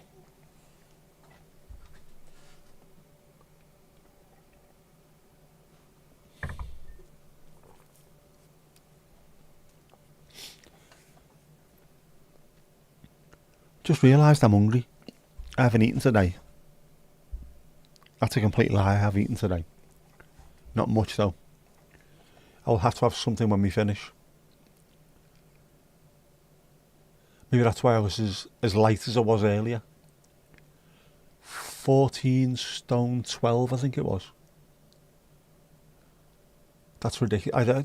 My weight has been swinging between, 14, 12 is the lightest I've been in years, and just under 16 stone. Bizarre, isn't it? Chico, as in Chico time, sort of.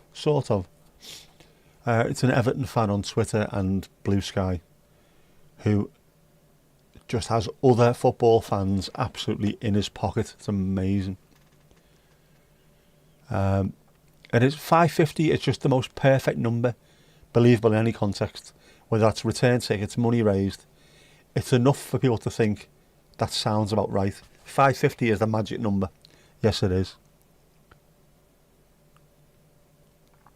Louise, love you and leave you. Painkillers are making you a bit sleepy. Oh, no worries. You go and sort yourself out. Hopefully they kick in and you sleep and you're feeling all right. It might just be some high altitude sickness. That'll be what that is. Oh well, sweet dreams. 1412 is what in FM radio terms? I think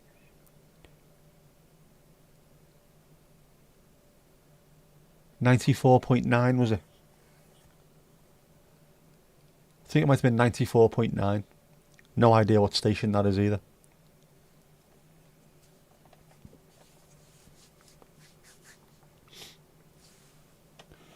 Yeah, 94.9 FM stereo. But if I can keep the weights down slightly, that'll be less pressure on my knee, which is not an issue anymore. We know that, like, but even so, the less weight on there, the better anyway, I think, at my age. Chico is an esteemed sports journalist, yes. Reuters, The Economist, Harvard alumni, friend to the friendly, gets the inside scoops, asks all the important questions, including, excuse me, pal, do you get, etc., etc., etc.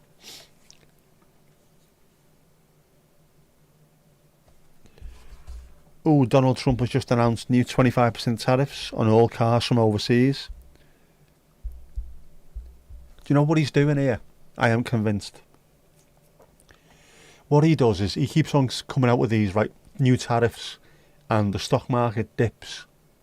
Then him and his cronies go and buy all the stock that's being flooded onto the market cheaply. Then next week he goes, actually no, we'll postpone it for a month. The stock market rises again, they all sell, and then they wait for another couple of months. Right, 25% tariffs on that country.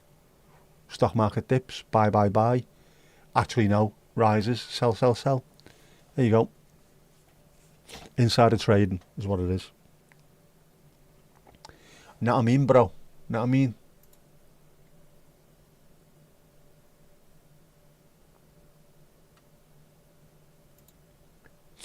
I think that's viable anyway.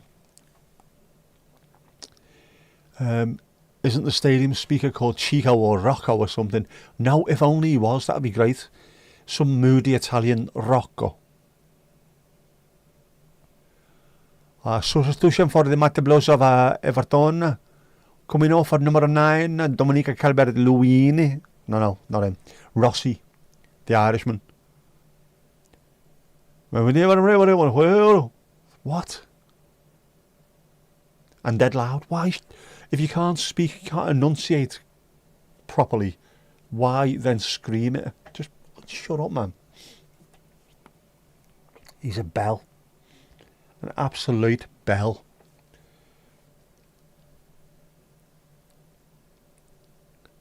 Esther has a good memory.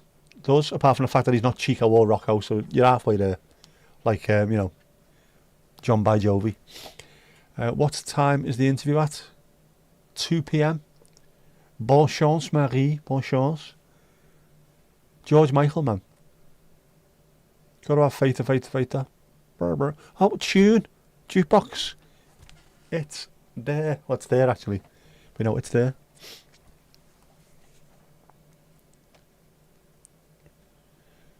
Almost the same. It's close enough for jazz, definitely. The PA at Bramley Moor was so loud. Fella announcing the trains were off, had the microphone in his mouth. Maybe it'll sound a bit quieter when the place is full, but also it was made for the acoustics to keep things in, wasn't it? Know what I mean? His main job is train station announcements. It is, or he's a DJ at weddings. The buffet is open. The buffet is open. There won't be a loss on you. There you go. Close enough for jazz. Absolutely. There on the GP. Yeah, there. It's there. It's actually there. No, it's not. It's there. That's so fucking hard to do, you know. When you're trying to look at the screen and find out where it is. It's there. It's there.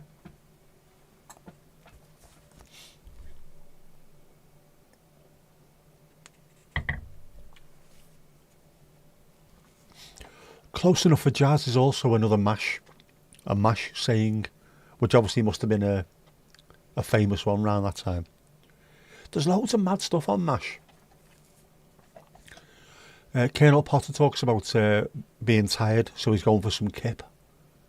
I didn't realise that was used over there as well. There's loads of little Brit stuff in there.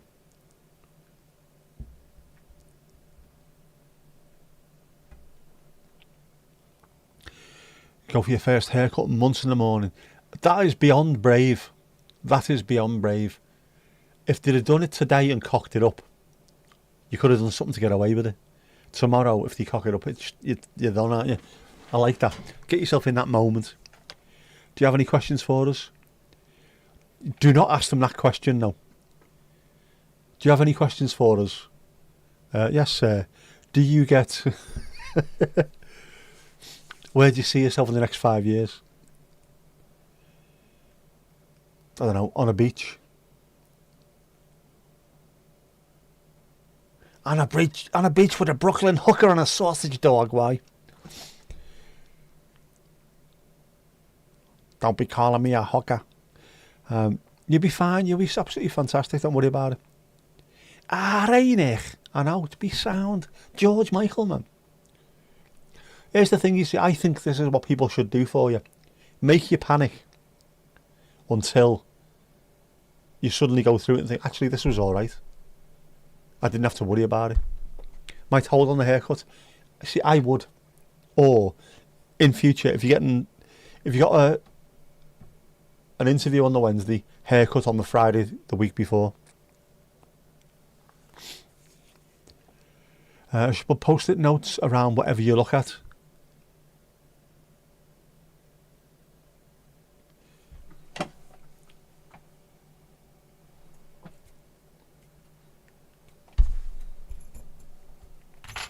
But where would the post-it note go? That would have to go. That'd have to go on that screen over there. So that would be for the dukey. Where would it put the one for the serving? That would have to go on that screen up there, wouldn't it?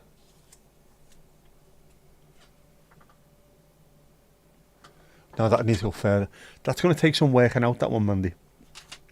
Because where the post-it notes would be around is not where it is on the screen. That just makes no sense. You know what I mean. You don't know what I mean. Might hold on to the haircut. Hold on to your haircut.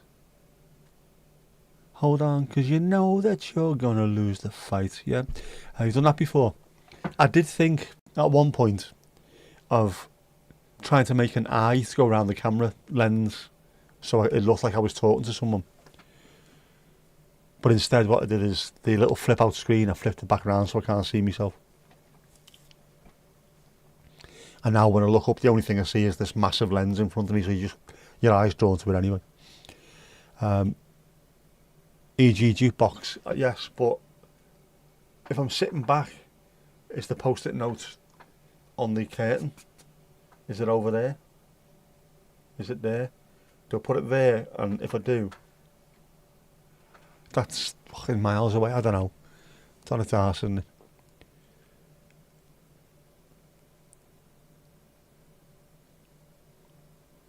You're most concerned about Domingo showing his fairy backside to the camera. That'd be nice. That'd be an icebreaker, that though, won't it? What more of an icebreaker do you need than a cat's arse? Pretty vacant. What a tune. What a tune. What a cover. Look at that for an album cover. This is why I hate fucking YouTube fucking gurus, wankers. You should make your thumbnail look like, no bollocks, you don't. Make it look like you want to make it look like. Thumbnails on YouTube should be like your album cover. Well, it doesn't make anyone click. I'm not asked. The whole package is supposed to be about what I represent. And this is what it's going to be. I'm not going to slap my face. I'm not going to put arrows on things and the same usual tropes. Bollocks to that. No. They're going to be album covers. Up a bit. Seriously, Mandy, up a bit. Might help if you're up jukebox on the post-it. I know, but it's not about writing what's on the post-it. It's about where to put it. Next. Piggly-ding. Who's next behind the bar? Who's next behind the bar? Still need curtain cam for neighbourhood watch moments. That can happen. I've even got a spare webcam. Ali, hand in AR. Waving it like you just don't care. I've got a spare webcam that I could possibly sellotape to the window or something. I don't know. It will happen. It will happen. Watch this space. Have I got a spare Ujima flip in there for that? I think I have. We can make this happen. We can make this happen. Watch.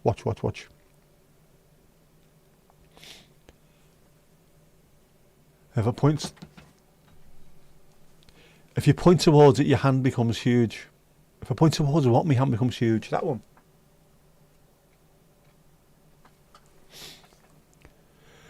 Tried to get me to put my head through the curtains. I couldn't reach. I am 6'4", and the window opens out that way, and it's a big window. I can get my head into the window and into the room. I just can't get far enough across to make any kind of impression. I put my hand through and wave. That's about it. There's quite a bit of distance between the window and this cam, unfortunately. Otherwise it would look quite funny.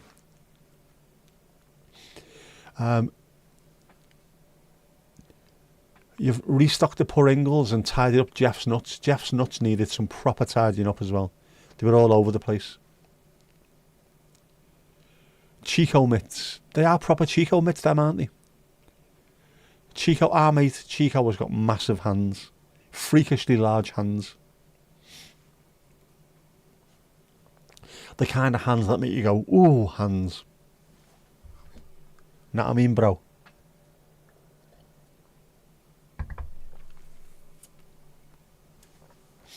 I was just about to say, well, it is Sunday, to see if anyone noticed.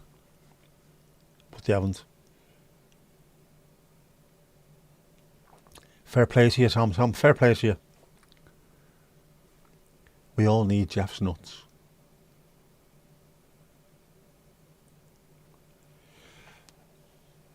Adam, Charcoal Coffee, so close to 3k subs. Where are we? Where are we? There you go, there's Adam's channel. So close to 3,000 subs. If you can, go and follow Adam at Charcoal Coffee Company. Some absolutely amazing videos on there. Well worth your time. You will not be disappointed. Tell him Nick sent you. Come on, help a brother out. How close are you with the watch hours as well now? 2996. I wonder. Does it count if I'm following you from different accounts?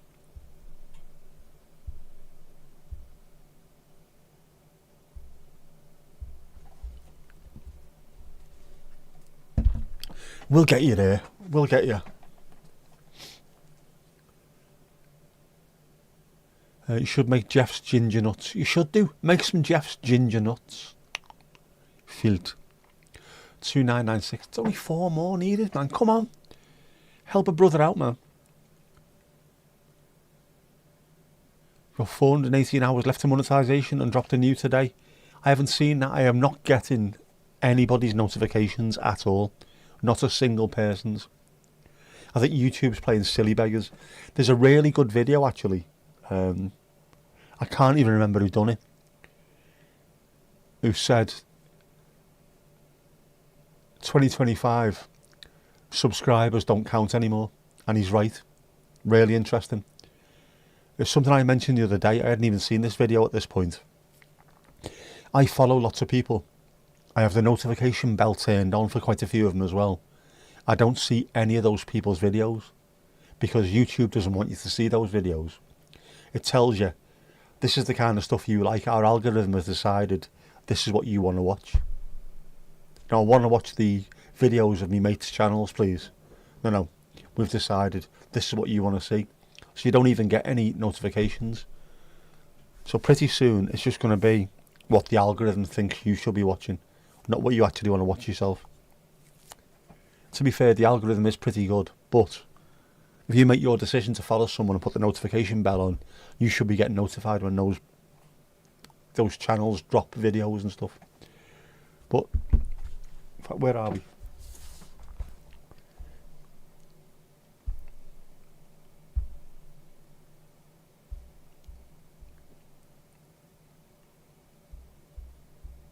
Where are we?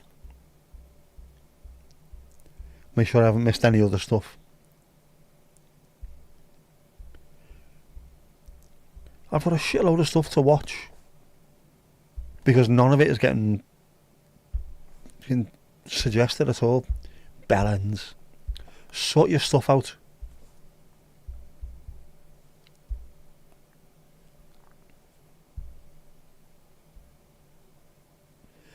Why coffee substitutes have been around longer than you think.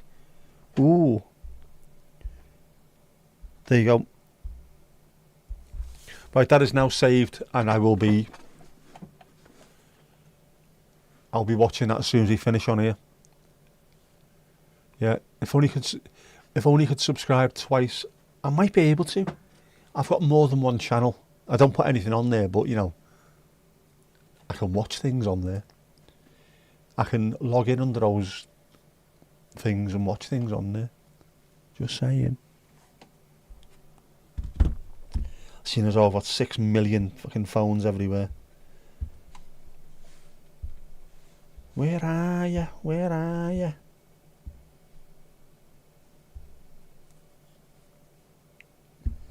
Ah, yes, yes, yes. I might be able to get you on another channel that I've got. So come on. The links are there. Go and subscribe to Adam on Charcoal Coffee Company. The quality of the videos is absolutely fantastic. Trust me, you'll love it. YouTube have changed the rules. Only core people who watch every one of your videos don't get your notifications. Yeah, it's mad, isn't it? You get all my notifications, you've only missed one or two. But it's mad. I've checked. The people who I've followed for a long time, I thought maybe it's because I've been unsubscribed, because they do that quite a lot as well, don't they? And you go in, you check, yeah, still subscribed. Is the notification bell? That's still on. Jeff has subbed. Jeff has subbed. That's Jeff's phone, that one. Fingerprint doesn't match. That's because Jeff's got a hoof print, that's why.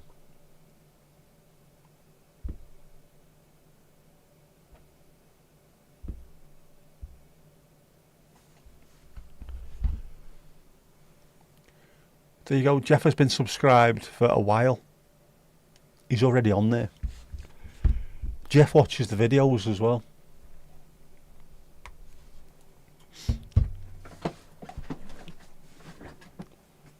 Jeff likes to watch the videos of all our people in our community.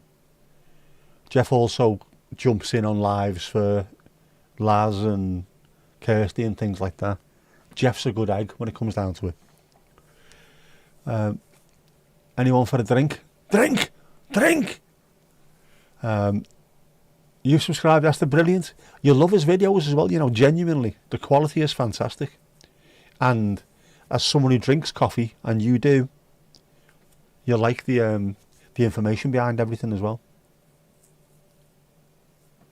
Only 3 more needed. Just need a hat-trick, man, come on.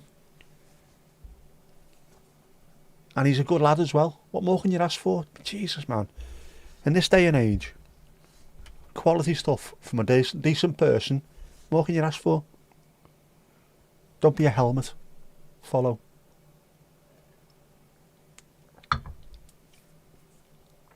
Donald, how you doing, bud? Yeah, subs mean nothing. The only thing subs are good for, yeah, it is. It's getting the initial views. If you're a trending channel, it's changed in our time since we've been on there. It means nothing. As I said before, you're better off having 1,000 subs who watch every video that you make than 10,000 or 100,000 people who don't watch anything. It's a vanity metric. But you need your 1,000 to get monetized. So what we're trying to do is, I suppose, trying to feed into the algorithm so that more people will just come across your video rather than having to rely on subs all the time. It's a pain in the ass. If we'd have started doing this about 10 years ago, what did you have to do for monetization back then? Something stupid like you only had to make so many videos, upload so many videos in whatever length of time it was. It was really something stupid, 5 videos in a year or something stupid, and you can monetize them before everything got changed. Now everyone wants to be a creator. But not everyone can. Not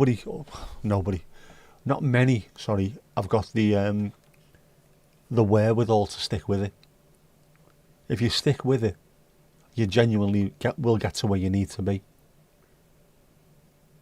I've seen loads of people who just said, I was just muddling along, thinking about getting rid of it, thinking about deleting my account, and I just stuck with it for an extra little bit of time, and then one video went mad, and then I've now given up my job and I'm working full time at YouTube. Loads of people have done it. You've got to stick with it, man.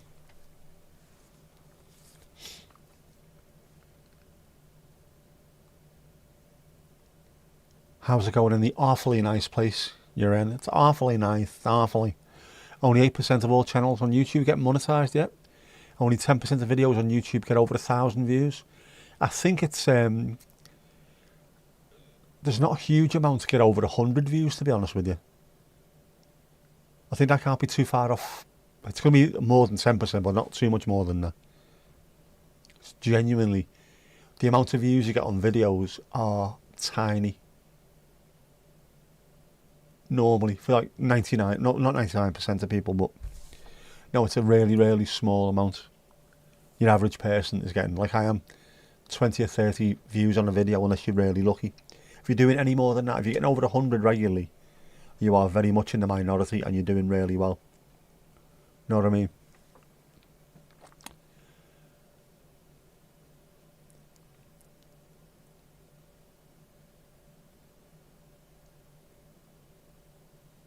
Is the jukebox stuck? It shouldn't be. Now, Lip Up Fatty's on at the moment. Lip Up Fatty, Lip Up Fatty, Fatty Reggae. Don't call me Scarface, different song. No, it's not that one. What am I talking about? Other. It's not, it's alright now, but we're doing that anyway. Just in case, okay?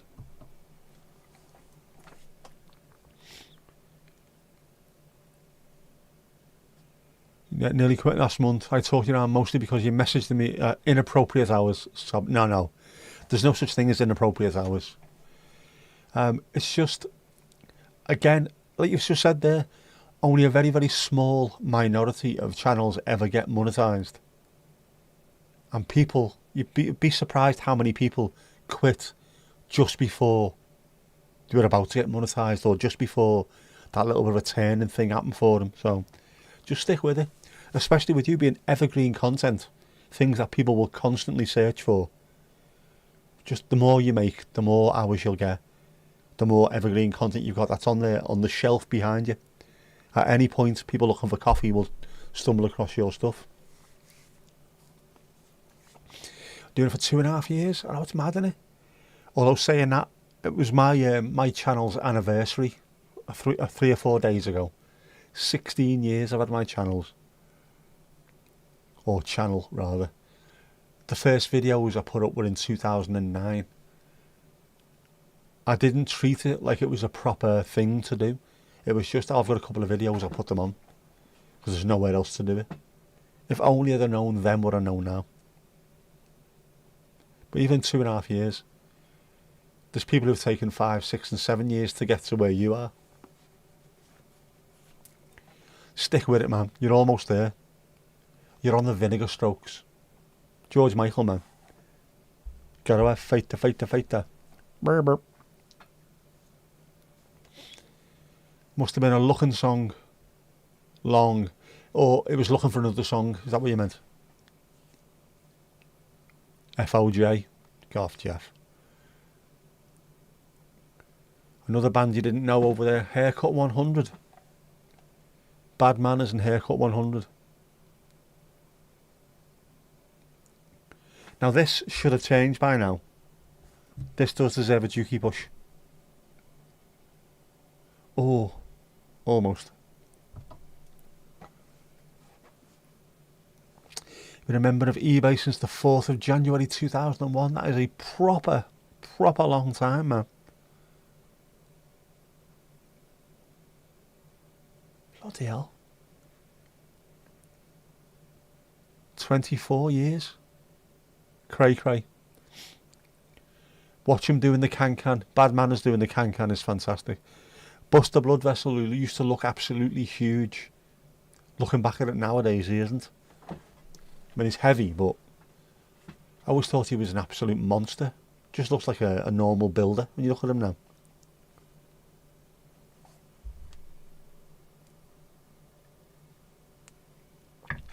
I love me ska though. The Specials, Selector, brilliant stuff.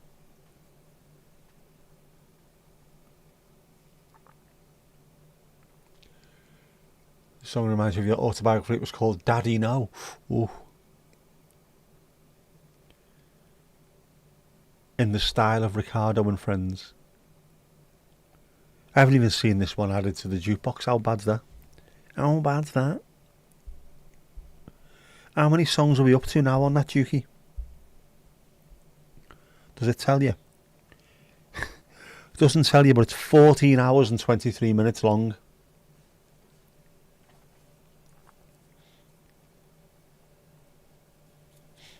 You haven't heard Black Uhuru in a while. That's another proper old school band, isn't it? My mate was into all that kind of stuff. I was never into any kind of reggae at all. He loved all of that. He was into heavy metal, reggae and something else. I thought it was a really strange combination. Says the man that was listening to prog rock, jazz, gypsy jazz guitarist, ska. You like what you like, don't you? Know what I mean? Like what you like. Know them since you watched Top of the Pops in 2017. There's loads of good stuff, especially the 80s as well. Before all this music started getting shown just left, right and bloody centre, there'd have been bands that wouldn't have been big anywhere apart from the UK that you would absolutely love. Which is where watching Top of the Pops repeats on BBC4 comes in really handy. Because then you can just rediscover all this music. Things that you'd never hear. A barrel would be lovely with straw. Tulik. Black Uhuru, you know well, your aunt was a stoner, so 24/7 reggae. Yeah, let's say, when I was at that time, sort of mid-80s, wasn't it? Mid to late 80s. My mate's brother loved them, and he was into loads of reggae, but everyone else was into either the Smiths or prog rock, or what else was around at that time? Yeah, lots of obviously the Smiths, the Blue Nile, loads of Tears for Fears, Talk, all those kind of bands. There wasn't much reggae going on in my world. I'm buying Outer Space by the Prodigy in '89 on mini CD. Now you are talking. What a boss tune, that, man. Is that on? I think that might be on this Dukey, actually. I think it is, isn't it? I think Steve asked for that one, if I remember rightly. Sure, that's on here. In fact, I'll be able to tell you now, actually. It is. The only song we've got on this Bears Paws Jukebox by the Prodigy is Out of Space. There you go. It's a sign. There's some the Prodigy done some fantastic stuff. They are the one and only true crossover band, loved by ravers and metalheads. Absolutely. And it's funny when you look back at what used to be classed as heavy metal, or especially US hair metal. This is not remotely heavy. And then you listen to the likes of the Prodigy and you think, fucking hell, now this is heavy. Proper heavy. You can see why. You can dance to it, ravers can absolutely get off the tits to it, but metalheads, it's proper heavy, aggressive, perfect. Brilliant live as well. I've not been to see them, but I mean, when you see them live on telly, it's not like just they turn up and they press a button and they shit. They look like they give a proper show. Hardly any Americans have heard of them. There have been a few reacting to the Prodigy who have just lost their mind at them completely, saying the same kind of thing. Why have we never heard of this band? Because obviously you can't be trusted to listen to them. Or that's what the record companies think. They won't get this. Then all of a sudden people are watching it and thinking this is brilliant. Just give people access to the music, man. They're not stupid. They'll know what they like. Do it. Do it now. Do you remember any Black Uhuru songs, Esther? Do you remember any?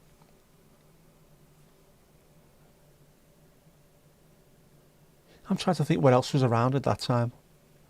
It would have just been that mid-80s indie. But Eddie's brother used to have Black Uhuru, someone else as well. He had loads of Aswad, early Aswad stuff as well. And I could never get into it. Probably because my mind was absolutely kettled at that point, just full of prog. As I say, I was playing guitar as well at the time, so loads of prog rock and loads of Django Reinhardt. So yeah, my head was a little bit kettled. Molly asleep. Yeah, just stopped bouncing a few minutes ago. Pendulum did a remix of Voodoo People and managed to make it even heavier. Why have I not heard that? I'm going to write that down.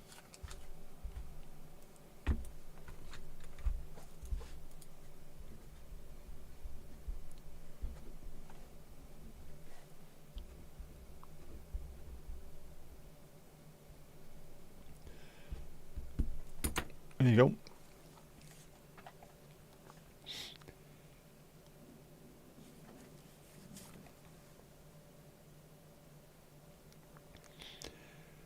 Good Night to Moles. Yeah, vaguely. You got a Third World CD and a Gregory Isaacs. Sensor, yes, I've got stacked up. I've still got the CD. The 1, 2, 3, the 2, 3, the 2, 1. Time to make a switch, man. Fantastic.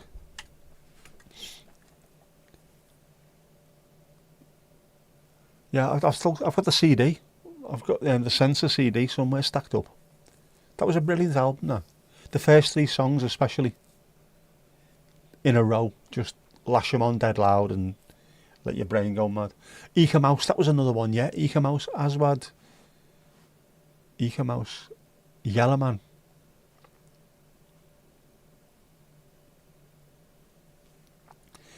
I had a remix this week. Pitch Shifter did a cover version of We're Only Making Plans for Nigel by XTC. So heavy with the drum and bass kicks in. What? Talking of remixes. I'll write that down as well, I think.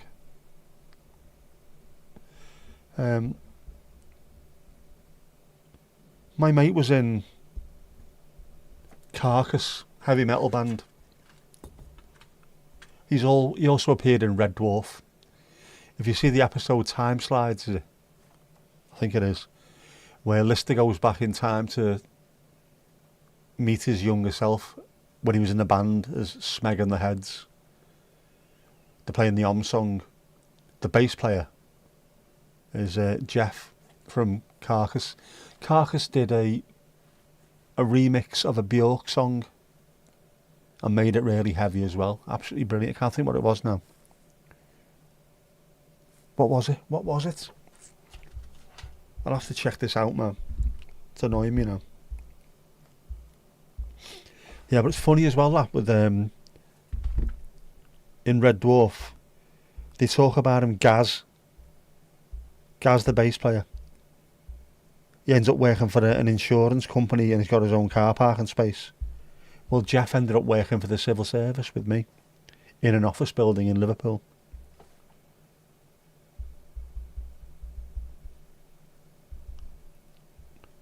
I need to find out what this is, otherwise I won't sleep tonight.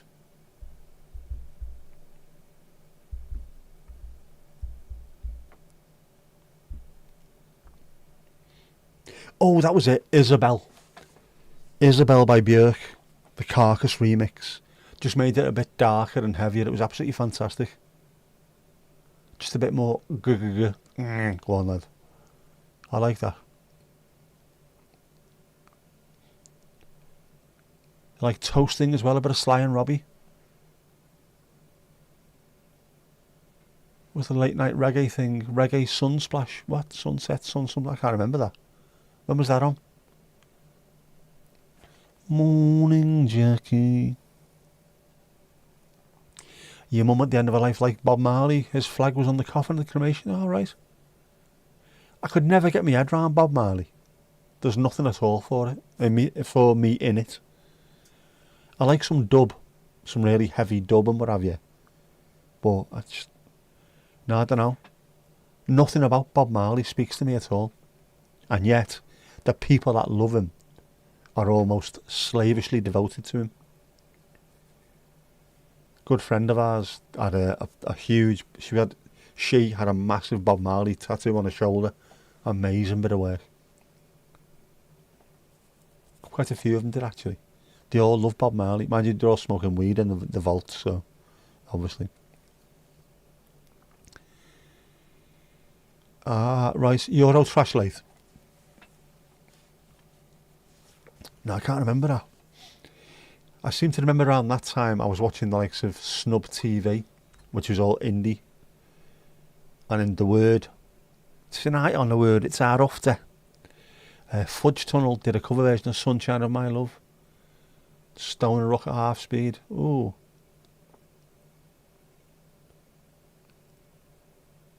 Another thing to listen to. Euro Trash, proper old school. Antoine Decaune and Jean-Paul Gaultier. Looking very much like Peter Reid.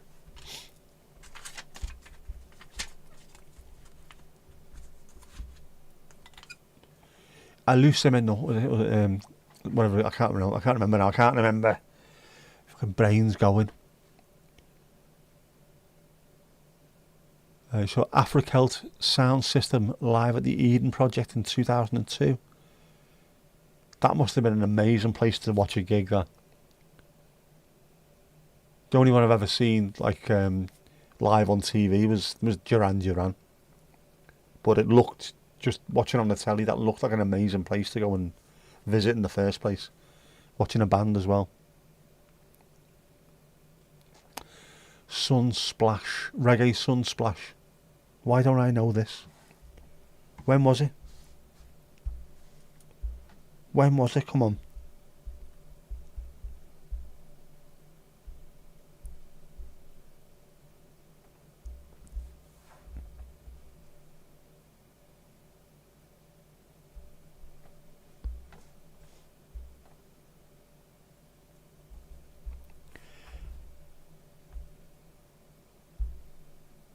No, I don't, no. It doesn't look familiar. Know what I mean? Does not look familiar. Yeah, Eurotrash, Guilty Pleasures. Lola Ferrari with the huge thingamajigs. Look painful. Mid-80s era, would that be why? I was either over in the Netherlands or I'd been busy playing football or playing with my toys. Nah. I can't remember that mid-80s. I only moved back to England in 85. And I think I was just fully into music and football, but it would have been, that kind of music at the time would have been a bit of U2, early U2. Definitely Yes, Genesis, Crimson. Who else? Who else was I listening to at that point? Definitely the Smiths, Obs, Marillion as well.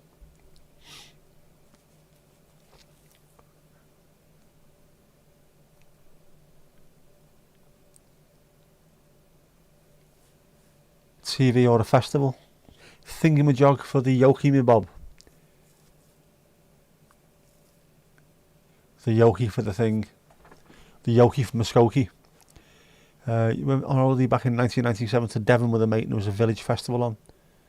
One day at Sidmouth and it was headlined by Edwin Starr. Sidmouth Folk Festival. By Edwin Starr. Didn't he live over here for a while? Sure he did, didn't he? Piggly Ding, next. He did, didn't he? Edwin Starr. Who did War, of course. What is it good for? Absolutely nothing. Say it again. He died in Chilwell in Nottinghamshire in 2003.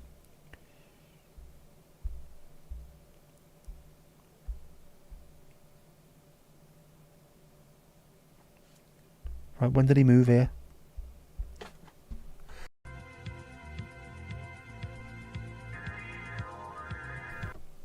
Did I catch that in time?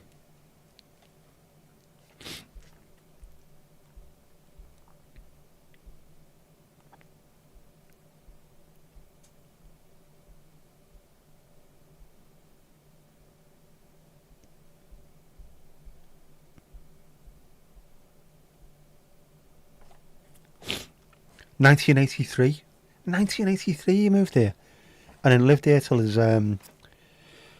death in 2003.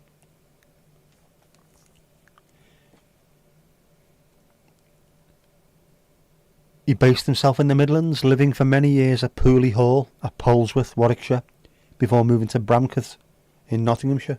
He was only 61, man. And he's buried in Nottingham. Isn't that lovely? He loved the place so much. Good stuff. No, Donald, it wasn't that end. It was the nosy end. I don't know why. I haven't had any hay fever at all. Don't know why it suddenly started now. This time of night as well. It's too dark, man.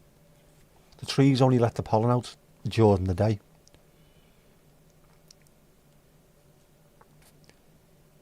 You like folk as well, but you're brought up with it. I like a bit of folk. There used to be a good thing when I was finishing work. If I finished at 6:30 and get on the train, I could get off at 4 and get in my car and I'd drive home. And every night of the week on Radio 4, I think it might have been, or Radio 2, on it, every night there was a different kind of music. I think Monday was blues. There was like a rock and roll one, 50s rock and roll. One was a folk as well on a Thursday. I think it might have been Thursday, with Mark Radcliffe. So even the stuff I didn't like, I would listen to, because every night there was a different kind of music. If I just found one person that I really liked, I'd found a new artist. Always open your mind, man. Steel Ice, Span, yeah. Hated the Levellers when everyone else loved them.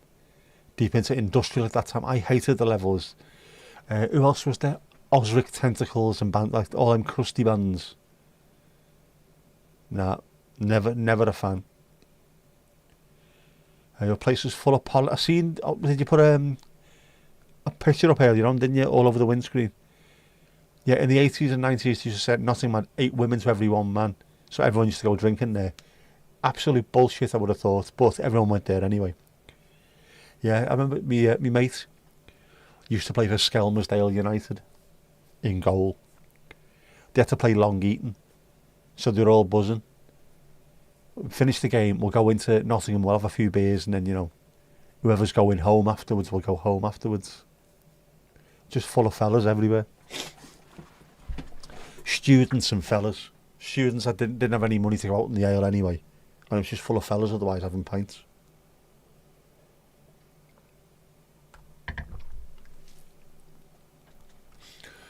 I was going to say that's the only time I've been to Nottingham apart from... It is the only time I've been apart from going to football matches.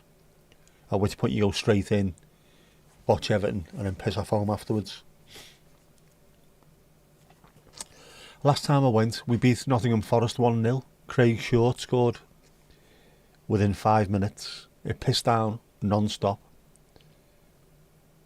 And it was horrible. But we won. Brucey bonus.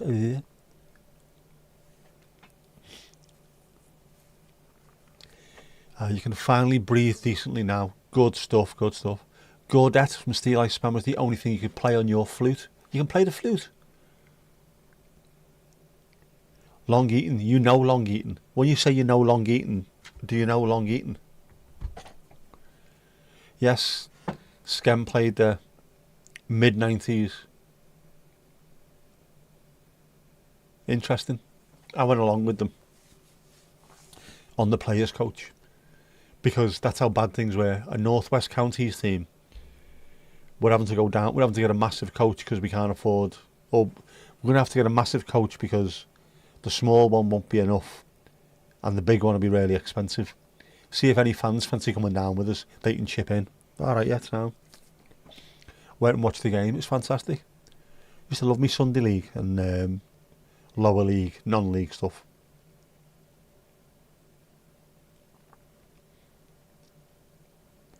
The 90s and early 2000s were stunning for music. There was a lot of good stuff around at that point, a lot of which nobody will ever have heard of. So again, that's another era where, unless it was Oasis, Blair, Pulp, James, you didn't hear any of it at all. There's loads of other stuff going on at the time. Or the 2000s, it was around then.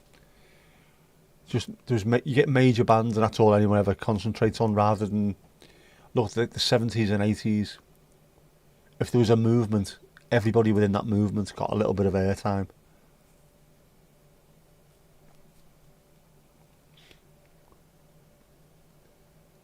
Mandy halfway through book 8 at the moment. Guessing Jackie has passed out on her back in her incontinence see-through plus 4s, the incontinence pants. Morning, Jackie. Lemmy was God. Lemmy's an amazing character. It's funny, every time he's mentioned, you get all these like, American rock and rollers who are really hardcore. And they say, we thought we were hardcore until we went to the Whiskey A Go-Go or whatever it was they used to drink in. And Lemmy was in there. And then 4 or 5 days later, we're in the back of an ambulance and he's still going on the fruit machine. That was an absolute lunatic of a man, but amazing. I haven't got round to reading his autobiography or listening to his audiobook, which I will do at some point. Our music collections probably are pretty similar. I like the fact that there's all kinds of stuff. I did a podcasty Reason the Rhyme episode about guilty pleasures, where I say there's no such thing as a guilty pleasure. If you like it, you like it. Doesn't matter what it is. Which is why my record collection, if you look through it, is just bizarre at times. Why is that in there? Because I like it. Really? Yeah, really. Don't care what it is. If you like it, you like it. Someone's put effort into making this stuff. And if it makes you feel good when your mates aren't there, it should make you feel good when your mates are there. You're not liking music for their sake. You like it for you.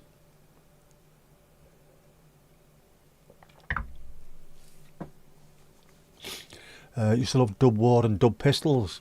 Are they Dub Pistols? Oh man. How do I know Dub Pistols?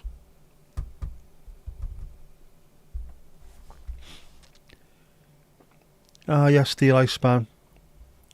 The cover. Very medieval. Very medieval. It is, isn't it? A band I heard about, but never really heard much of their stuff. Lemmy was a gent of a legend, he was. And all the people I got close to him will tell you the same thing. Young lads in bands, if he managed to speak to you and liked you, you became one of his best mates forever. And where he led, many followed afterwards.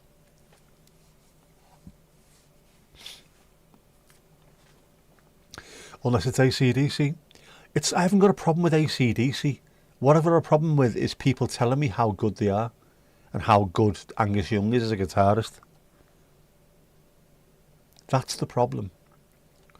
They're a pub rock band, that's it. That's all they are. And at some point it needs to be told. And I'm the man to do it.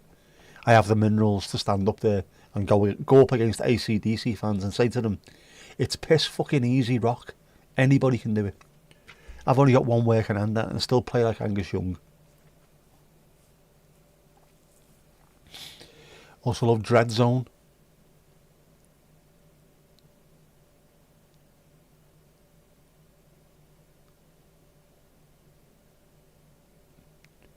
You have a problem when you think AC/DC are an American band. The thing about AC/DC, they're Scottish and Australian at the same time, which is a hell of a combination, to be honest with you. But no matter how much the young brothers in AC/DC carry on, they'll never write a better song, they'll never create a better song than their brother. who was in the Easy Beats, who did the song Friday on My Mind, which is an absolutely incredible song from the 60s. They'll never ever match how good that song was. Scottish, Newcastle. I know, now Brian Johnson's from Newcastle, but the Young brothers were born in Scotland.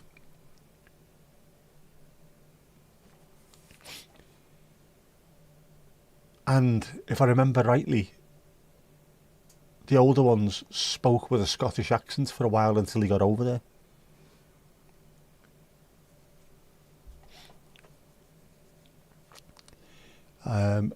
You like Angus and his dress style? Oh, don't start. How old's he now? 78 or something? Dressing like a fucking schoolboy and playing piss easy rock and roll. 12-bar blues on his guitar. Gurning like he's reinvented music.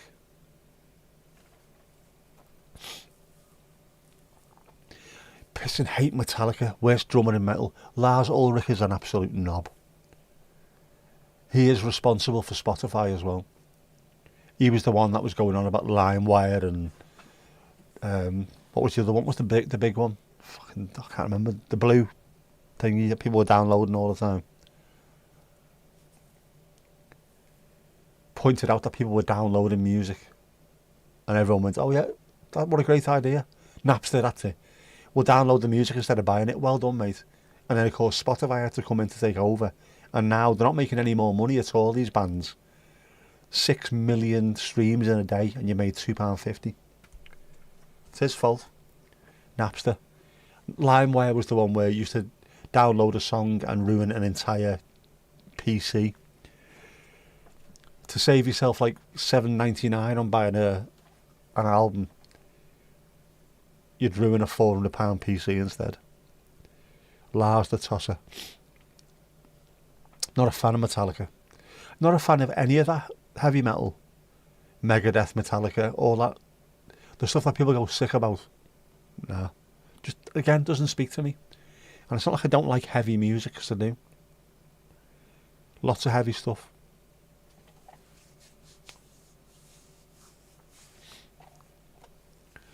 I think around a lot of the time, a lot of the Metallica and Megadeth and what have you, Dave Mustaine, a lot of that was around at the same kind of time as grunge was kicking off. And I always found the grunge stuff a bit better. Despite some of it being fairly heavy itself as well. I mean, Soundgarden, Jesus Christ Pose is a really bloody heavy song. Sick Man by Alice in Chains. Heavy stuff, man. And of course then some of the like the Prodigy, some of the dance bands, and even heavier and all that kind of stuff. So I'm not against it. No, to wind me up. An AC, fucking DC. James Hetfield isn't much better than Lars now. They come across as a band full of absolute knobheads. There was a film they made, wasn't there, about Metallica, which every one of them comes across like an absolute twat. Japan, Quiet Life, what a voice. David Sylvian, what a voice. The Allman Brothers Band and all that southern stuff, not something I can get into. Really can't. And I think possibly it's because I lump all those in with the same kind of Lynyrd Skynyrd, Freebird, all those 20-minute long wank songs, the ones that people used to put on the dookie because it only cost £1, 4 songs, Freebird, American Pie, Bohemian Rhapsody and something else, Sweet Home Alabama, and just the same 4 songs over and over again. Oh, I can hate them.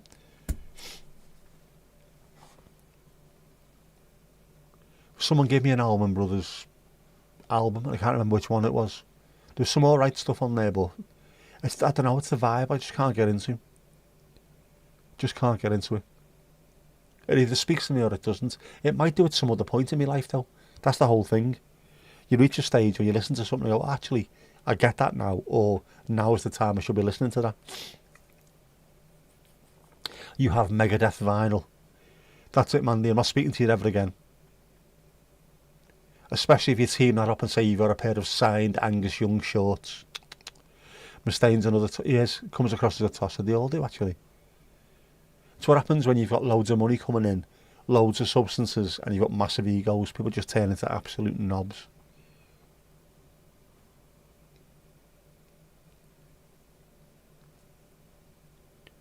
Rattle One's picture disc. Back away from Freebird slowly. I hate it. I hate it.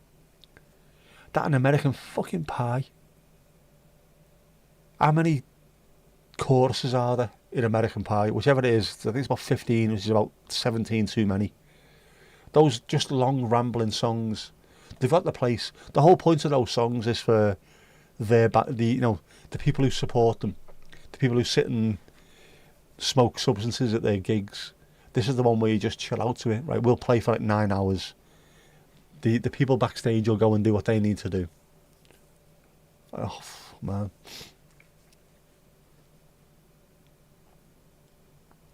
Horrible. I hate it all, man.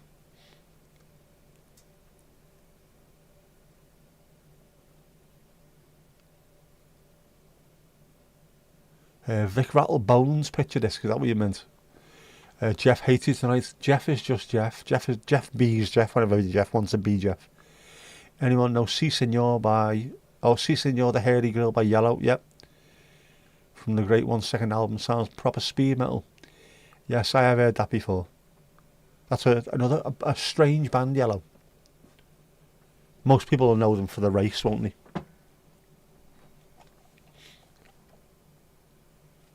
Mandy may have had a Megadeth STD in the 80s. More than likely. They were filth. Oh, Miss American Pie. Fucking shite, it's garbage. The only good version of that was the one that me and my mate wrote, which was disgusting, by the way. But I think the chorus was try the Evertonian cry. We were nippy to the chippy, but the fish they weren't fried, and all he had was steak and kidney pie, singing how I wish those fish had been fried. How I wish those fish had been fried. The late Billy Mackenzie from The Associates was on it as well. What a voice. What a sad, sad story about him as well. The Associates were amazing. Very, very 80s. Very 80s. The Country Club, what a tune. Oh, man. Me Silla's giving me gyp tonight. Because I've been sat here all bloody night, all day, not just all night. Since about 11 o'clock this morning, I've been sat at the same desk. Been emotional, as always, of course. No worries, Adam. Catch you later. Adam, follow his channel. Watch some videos, man. Come on. We're that close. We're that close, man. Can you see it? Can you see the daylight between there? Can you see it? That's how close we are. Come on, folks. Sort it out. Don't like the race. Vicious game is much better. Never had an STD. Don't judge everyone by your own standards. I've never driven an STD. Are they quick? Have you heard the Shags? Great band. I haven't. I don't mind listening to new stuff, because I've got to that point in my life where I'll listen to it. If I like it, I like it. If I don't, I don't. But I won't know whether I like it or not unless I've listened to it. That's the way to be, man. Morning, Jackie. Unsubbed. Oh, don't be harsh, man. Don't be harsh.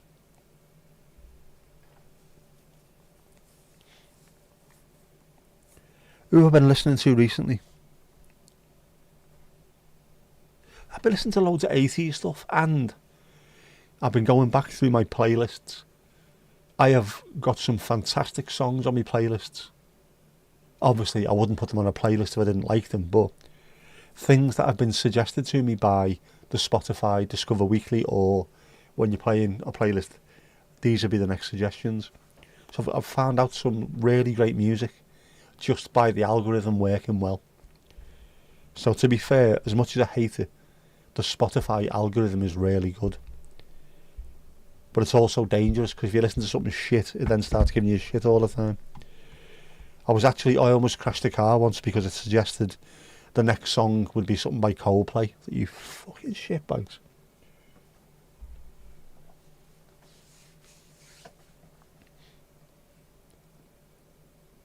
and I was going to deliberately crash the car to stop the radio from playing, but I thought, what happens if I crash the car and then an ambulance arrives and Coldplay's playing on the car stereo, and you think, do you know what? He's a Coldplay fan, him. We'll play Coldplay to him while he's in his coma. Look, that sky high. You wouldn't want to wake up again, would you?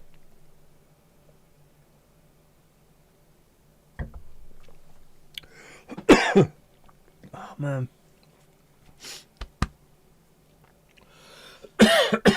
Went down wrong fall. That's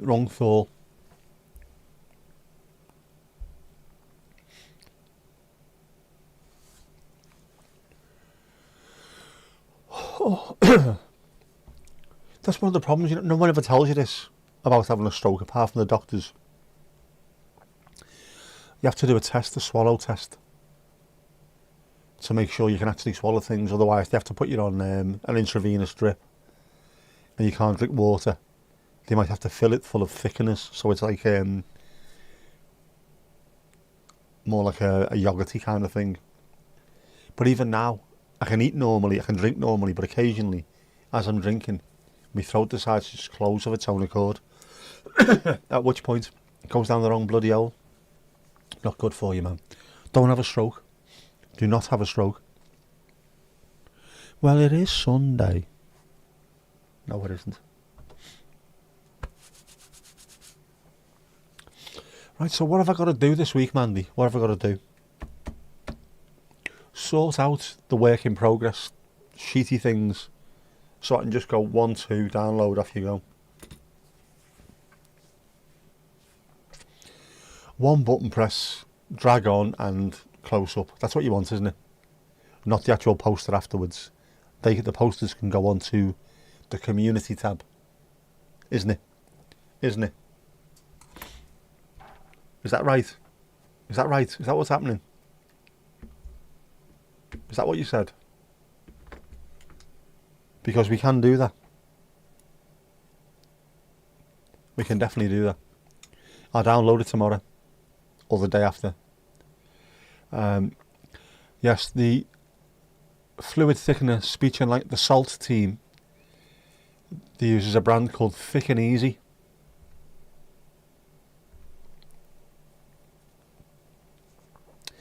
I was lucky. I had the Salt team come out to me on the 2nd or 3rd day I was in. And when they spoke to me, can you repeat this? Can you repeat that? Can you say these words? I was reading off a sheet. Yeah. Can you say this backwards? Can you do that backwards? Yep. So you've got no problem at all with your speech, have you? And I was sat there going, not too badly. But the swallow test, I was all right. So I managed to have normal food. The lad over the road from me in the ward had to have something injected in him to keep him going. We were all getting injections in our stomach every day. He was getting something else as well, so it was just jab, jab, jab all the time. Ridiculous.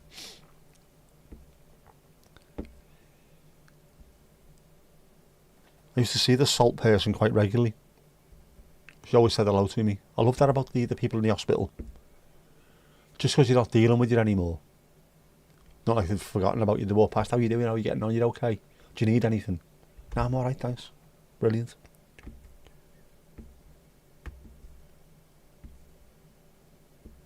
Don't insult you and expect you to say stubs. Stay stubs. Stubs. To stay subbed simple. How have I got away with it then, Mandy? Considering I just insult you on a regular basis. Regularly.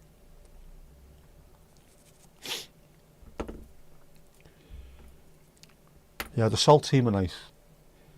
The one I felt really sorry for, though, was the psychologist. The lovely young girl.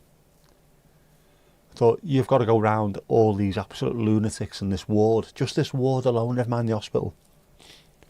Listening to what we said. Just, how do you live with yourself? Listening to these idiots. Me especially. See, the thing is, I can hear mountains. Just sitting there nodding their head. Right, what it is, right? I've got pigeons, right? The mood hoover pigeons, right? And what they do is, they try and drag me into dark places. But no. Rick Mail turns up. as a bird of paradise, right? And what happens is, what's that said? I could hear the words coming out of my mouth. Why am I saying this to this woman? Oh yeah, I know why I'm saying it. Because this is what I'm going through. She needs to hear this. You have met me and I insulted you constantly while we were there as well. You do make a good cup of tea though, fair play to you. For a Welsh woman. Twitch. Oh, you're over on Twitch. Tomash is now lurking over on Twitch.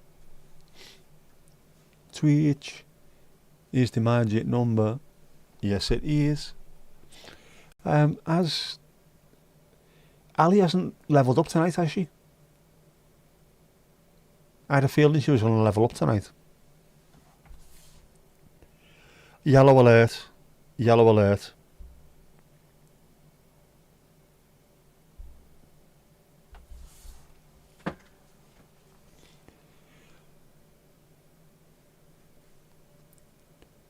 Wakey, wakey, Ali. Wakey.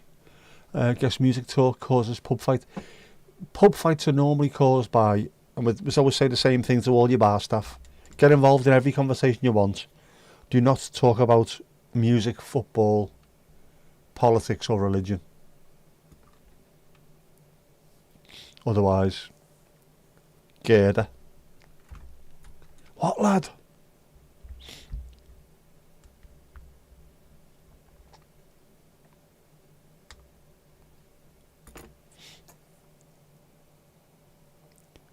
Probably close. She must be close. Ali Alio must be close. She's on 41, you see, so I need to keep an eye on this. Know what I mean? Got to keep an eye on things.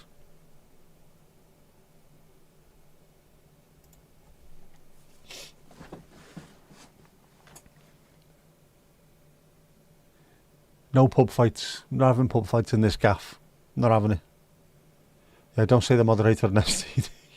No, not wise, not wise. Never wise.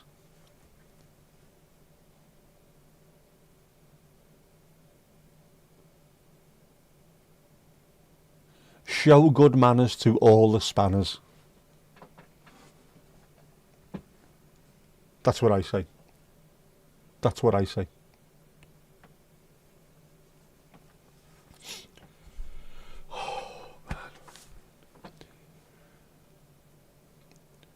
Not only do I need to have something to eat when I finish, I also then need to make another cup of tea and put it in a thermos.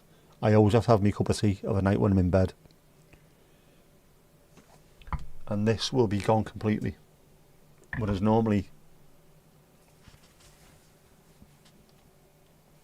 my thermos is still half full, and that's normally enough.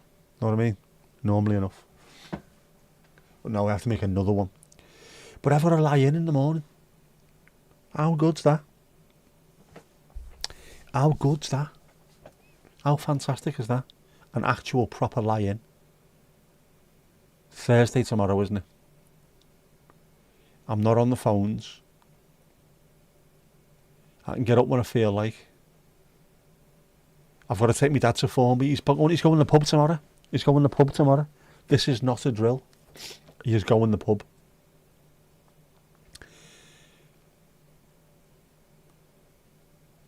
There's rugby on. I can't remember who's playing, but that's on, but I don't care. He needs to get out. He needs to go and see his mate, go for a bevy. So I might put the camera in. I might record the drive and then throw some Horace haiku over the top. I haven't done that for a while, have I? You've really don't annoy the spanner. Otherwise you get the spanner hammer. Nobody needs the spanner hammer.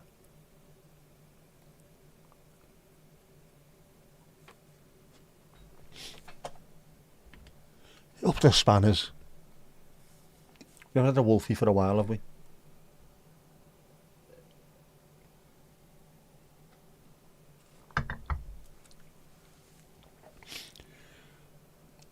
I've got to do something now. I've got to do something this week. What is it? What is it? What have I... Oh, no, I haven't. That's bullshit. Where's our Ali? Yes, I've seen the record player now. Can't have the Pat Mustard spanner, it must be paid. Exactly. You put my massive tool in your box. That is an amazing, what an episode that is. Pat Mustard, the hairy baby maker. I'm going to have to watch that at some point. Just that episode, if nothing else. Now to ride Mrs. O'Reilly. What an amazing thing. Young banger. What an episode. Jeff loves you again. See? Jeff. You think he's horrible, but occasionally he'll put on the Peaceful Hour on Radio City for a slow dance, rubbing his fun-sized Mars bar up against you. You've been there, haven't you? Were you in Liverpool at that time, Mandy? Did you ever listen to Radio City, the Peaceful Hour? There used to be the Peaceful Hour. It was midnight until 1 o'clock in the morning, and they just have an hour of really relaxed, normally sort of romantic-y songs. Bit of funk, but romantic-y songs. And people sending messages to each other. Carly from West Derby wants to say hello for Jimmy from Kirkdale. Say I really fancy him and his curly hair. He looks really fit. This one's for you. This is the Carpenters. Fucking man. But everyone used to listen to it in Liverpool. Get in bed, throw on the Peaceful Hour, Radio City, and then fall asleep to it. The good old days. Long time ago when we was fab. Atlantic 252. Long wave radio, Atlantic 252. There you go. Pete Price, the best. I predate Pete Price doing the Peaceful Hour. It was someone else. Man with banjo and a foul mouth. I say. Didn't listen to the radio, never mind local radio. You missed out. Everyone listened to the Peaceful Hour.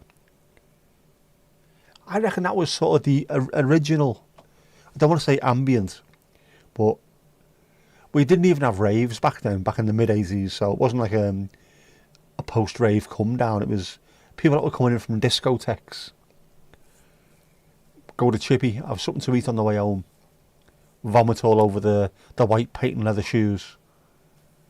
Take off the silvery grey suit. Brush the mayonnaise out the moustache. Get themselves in bed. Leopard skin undies on. Listen to the Peaceful Hour. Bit of Hall & Oates. Yeah, man, cool. Next week. She's gonna be mine next week. That's exactly what it used to be, man. Not everyone, obviously not. But you know what I mean, everyone. When I say everyone, I mean everyone, not everyone. Yeah. I'm going back to the old days. I've got loads of memories creeping up from nowhere. Me car, me little pedal car in Middlesbrough. John Stubbs, man, that was amazing. And I shit myself when he took me in a Land Rover. Used to go up and down hills in Middlesbrough. And I was so confused by it. Because it looked like we're upside down. We're not upside down, but know what I mean? Good luck tomorrow, Tomash. Good luck with the book. Yep. 2 o'clock, you said, didn't you? 2 o'clock. All good vibes that you can manage, send them at 2. Actually, no, send them at 5 to 2. To make sure you don't pee yourself. And bonanza the front of your cacks. Mind you, it's on Zoom, isn't it? On Teams, rather. You be sound, man. You be sound. What you need to do, wear the Bears Paws staff t-shirt, bucket hat, and when they come on, just go, now then. It's coming up, it's coming up, it's there. You were busy getting an STD back in the 80s, fair play to you. Have you tried natural yoghurt? Not Muller Crunch Corner, obviously. You used to get loads of English, French and Spanish channels at night in your mum's old Peugeot 309. Used top's been around on the lads around the age of 12. Could never get the channels during the day. Weird, isn't it? You've had no idea where those emojis came from. Thumbs up, happies, COVID and the lucky clover, obviously. You was hacked. Hacked off. Oh my god, I was hacked. You pressed the magic wand thingy. You did what, Mandy? You pressed the magic wand thingy.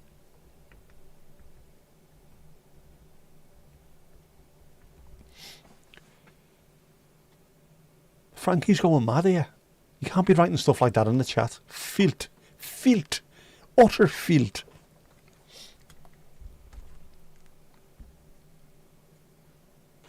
Right, for that penance now. 3 Bloody Marys and 1 Hello Dolly. There you go. That was an Eddie Izzard thing, wasn't it?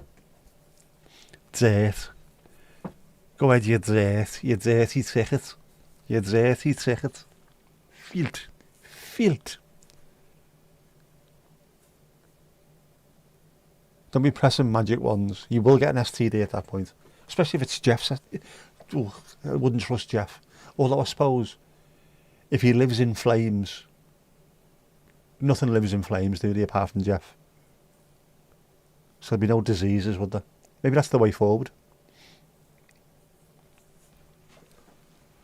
Bless you, Father, for you're about to sin. It's been a day since my last confession. We're going to be here for the next 3 weeks.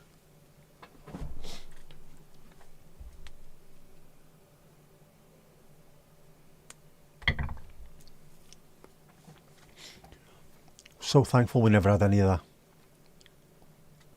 Obviously the family wasn't Catholic. Never had any of that stuff at all. Never used to go to church, thankfully. I'd have been a hypocrite, wouldn't I, being an atheist? Despite the fact that I got bloody christened. Do you promise to? I'm looking at the vicar, who was about 5'3" or something. I was 6'4". Shut up, lad. Just get on with it. The pub's open. 15 I was. My thumb stays on the old matron button. It fucking does, it's there. Because the conversation in this chat is just filth. Utter filth. That's you, like you say. Terrible, terrible behaviour. Don't know how you sleep at night. Godless heathens, one and all. Up to filthmongers. I need to rethink the stream decks. I don't know why I put them where I did. There's one in front of me, there's one to the side of me. I really should have them just side by side in front of me, shouldn't I? That's where they should be. And I can just click as and when.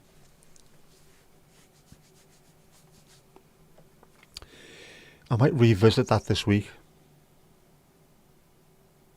Just while I'm sat here on the phone, I can move things around, you see. And it fits in with me work.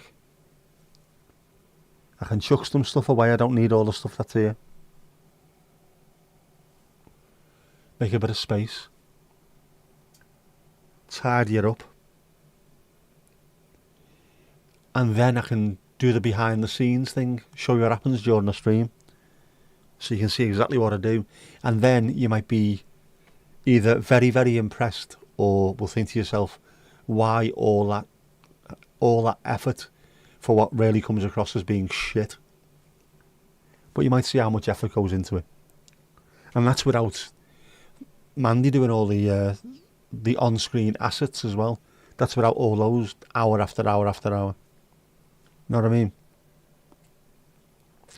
You sleep better than me, clear conscious, obviously. Otherwise, your conscience might be clear, otherwise you just don't give a shit. That's maybe what it is, mightn't it? Out of control bunch they are. Out of control. Bit of Chemical Brothers. Why, oh why, oh why? Much sneezing lately today. Earlier on I had to throw on the I'm not gonna mute this one, but I had to throw that on earlier. I had to actually throw that on the screen, and I was lucky. I think I managed to catch it in time. Mute and that on screen. Sneeze. Got it over and done with within seconds. That's my first one. I think it seems like I am on really heavy antihistamines as well. Phenylphexidine hydrochloride. The fucking hell did that come from? Yeah, so they're really good ones, but I took one at 7 o'clock this morning, which means by this time of night they're running out, aren't they? But I've sneezed today for the first time in ages, so I think this is the start of it. This is the start of misery. I had the window open earlier as well, I suppose. Jukebox Angel. No, I know, I've seen that too slow. Was it Robbie Williams? Was it Rabbi Williams? I'm doing anal instead.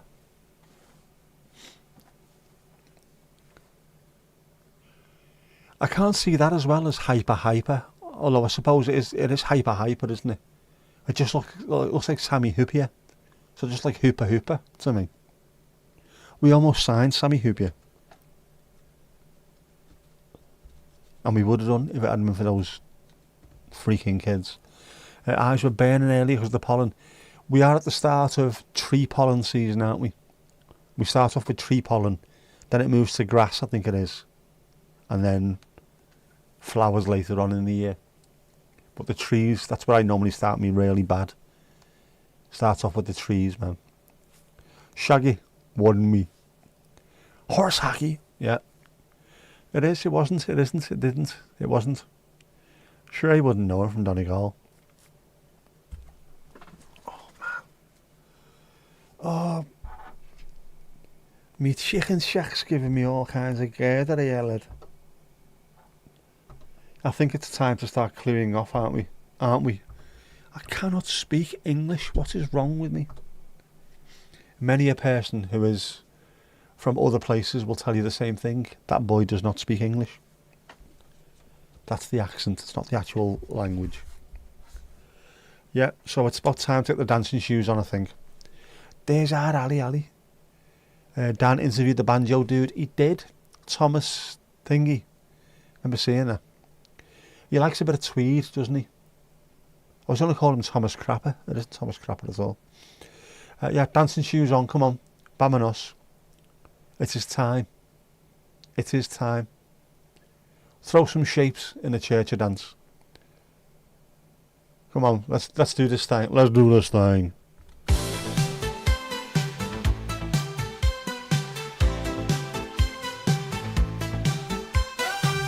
Another great night here at the Dales Pause.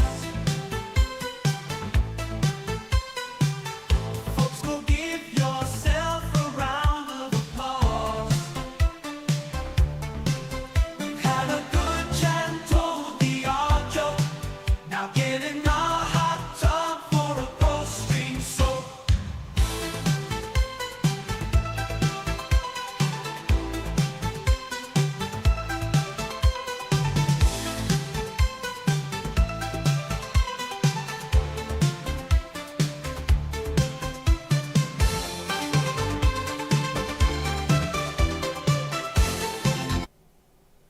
And that's that.